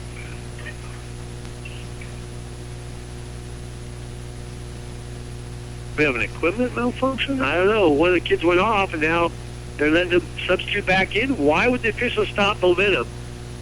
That's not their call. Yeah, I'm not sure. But now the Panthers everybody in tight. They give the ball. Gower just wedges up. He's got the ball and the gain. And they give him the spot, though? That should be a first down if they give him the spot where he's at. I would think it'd be awful close. One guy is inside the 25. They're going to say first down. Okay. Yeah, good. Ball does get the first down, and the Panthers continue to move. 8:28 to go. Panthers on the move again. The ball is at the Ellis 25-yard line. Sides has them ready to set down and ready to go. Now Ellis sets it. They take the handoff. Sides has got it. Wants to go to the corner. Throws the ball. He's got no help. And he catches it. Does he get in? They got a flag down, too. Are you kidding me? That's down at the 1. I suppose there's a legal man downfield again. Or it was covered up. Not us, but... Yep. That's number 5 tonight. Well, that's different from the lineman being downfield, though. No, this guy was covered up on the other side, on the opposite side. He was covered.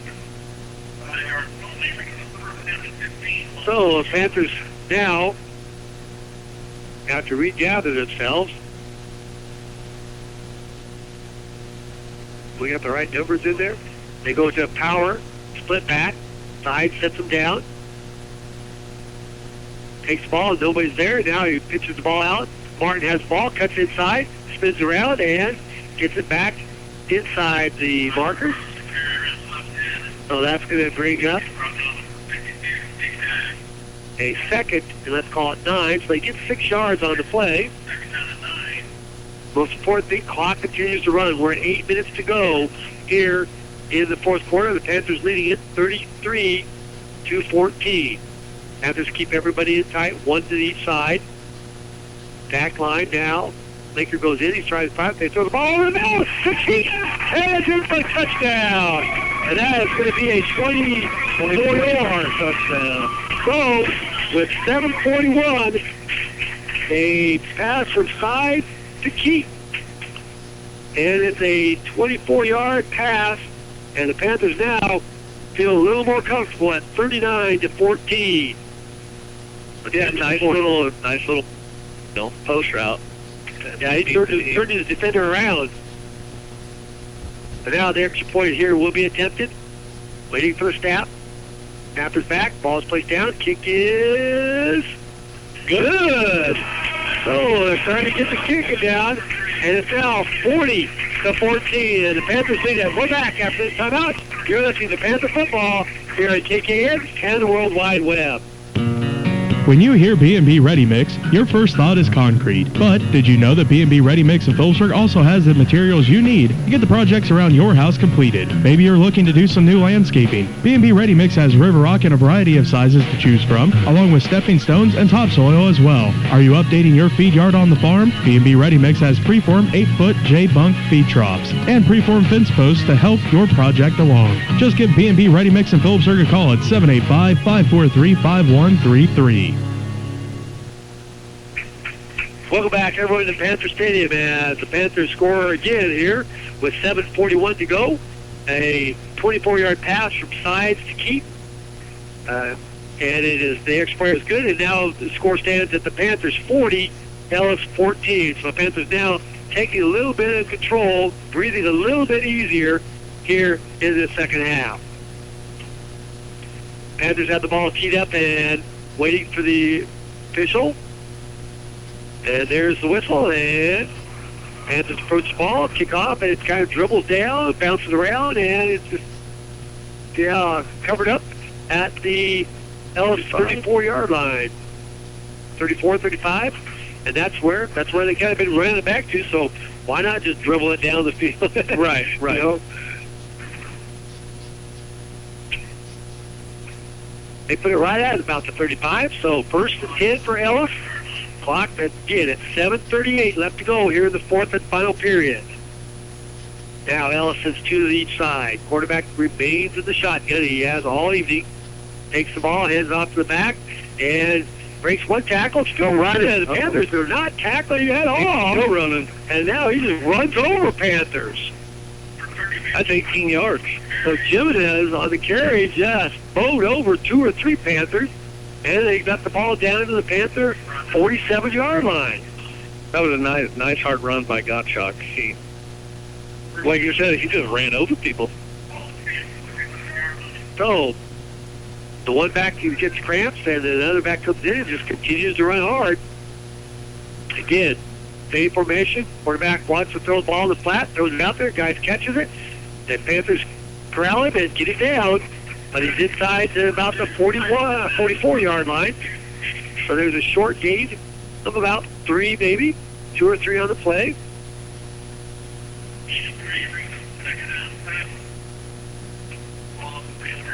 We're starting to see some substitutions.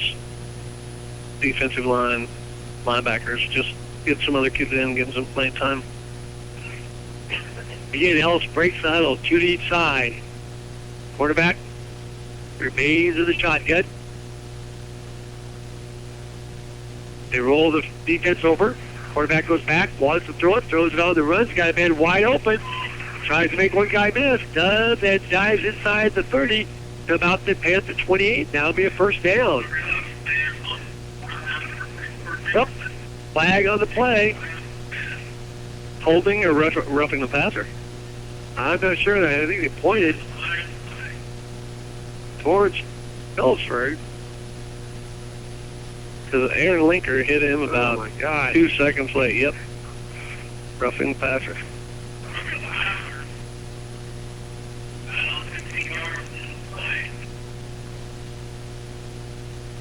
Well, Powell moves the ball all the way down. And maybe the Panthers aren't out of the woods yet. The ball would be inside the 15 at the 14. First and 10, Ellis from that point.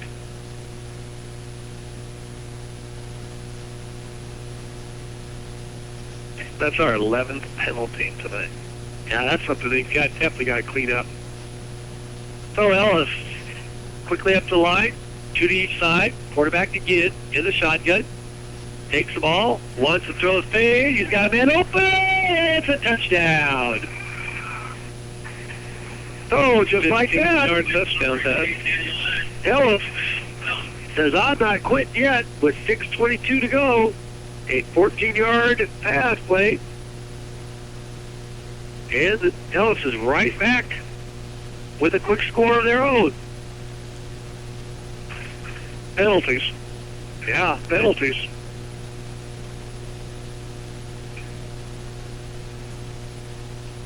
So Ellis breaks the huddle. We'll go for the 2-point conversion, I'm sure. Man goes in motion. Quarterback rolls out, wants to throw it over the middle, and he's got his man, and it's good.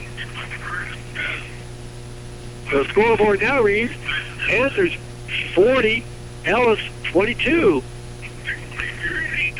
So Ellis comes right back and scores, and just when you feel comfortable, the Panthers now got to still worry about getting some yards and taking some time off that clock because Ellis is within 2 scores again. Yeah, they just scored in a minute 18. They got it to like 7:30. Yep, 41 to 6:22. Yeah, minute 17. So their quick strike, that quarterback is playing ridiculously well. That's his 3rd touchdown of the night, passing, and he's got 1 rushing. 2nd passing, 1 rushing. So he's accounted for all the scores, but we've got to clean up our play right now. We're just running in recklessly, hitting people after the pass is thrown, not realizing hey, another 5 yards, I can't hit the guy. I got to just hold up. So Ellis has the ball teed up, and you may watch onside here as nope, he puts it down, and the ball is going to be caught. He's at the 20, 25. Makes one guy, tried to stop and reverse, and down he goes. That was great kick coverage. They were trying to set up the wall over here, and the kid just ran straight through it. So the Panthers will have it 1st and 10. It looks like they'll put the ball down right at the Panthers. Well, it's actually on the 26, 25-yard line. 1st and 10, and I would imagine you better be getting your starters back in there as Ellis hasn't quit.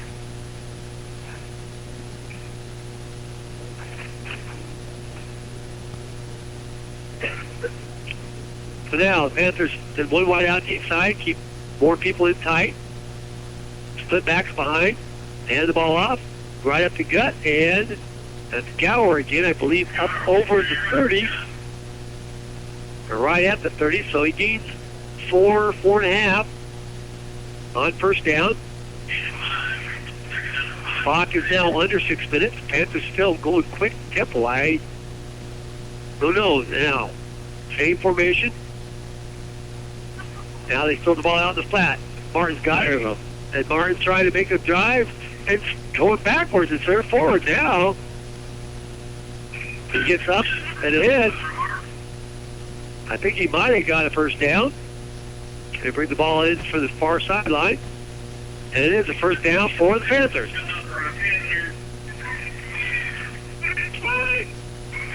And Miller held the kid. That's what allowed Martin to catch the ball and then go. So now, 2 wide outs again for the Panthers. Again, they hand the ball off to Gower. Gower just lowers his head, tries to hook some type of hole, but not much there. He dives in for a gain of, it gets more than you think, 2.5. Clock, the big thing is the clock continues to run. We're at 5 minutes to go.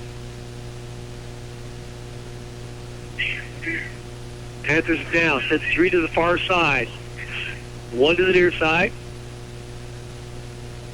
Ellis shifting around defensively now. Sides is under pressure. He gets slammed to the ground. There wasn't any pass protection on that side. Wonder what happened there. Now we're backed up. It's big. 3rd, and we got 15, 16, 17 to go, looks like.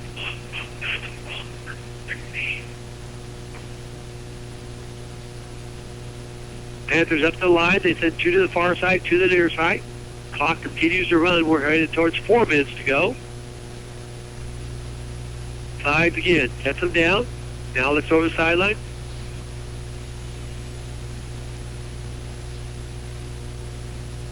Waiting for the snap. Gets the ball.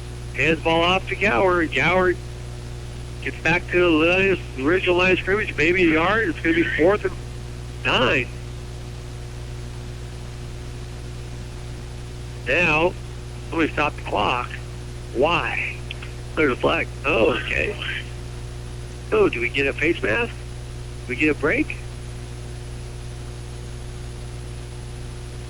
Oh, that's what it's looking like. Personal foul, face mask.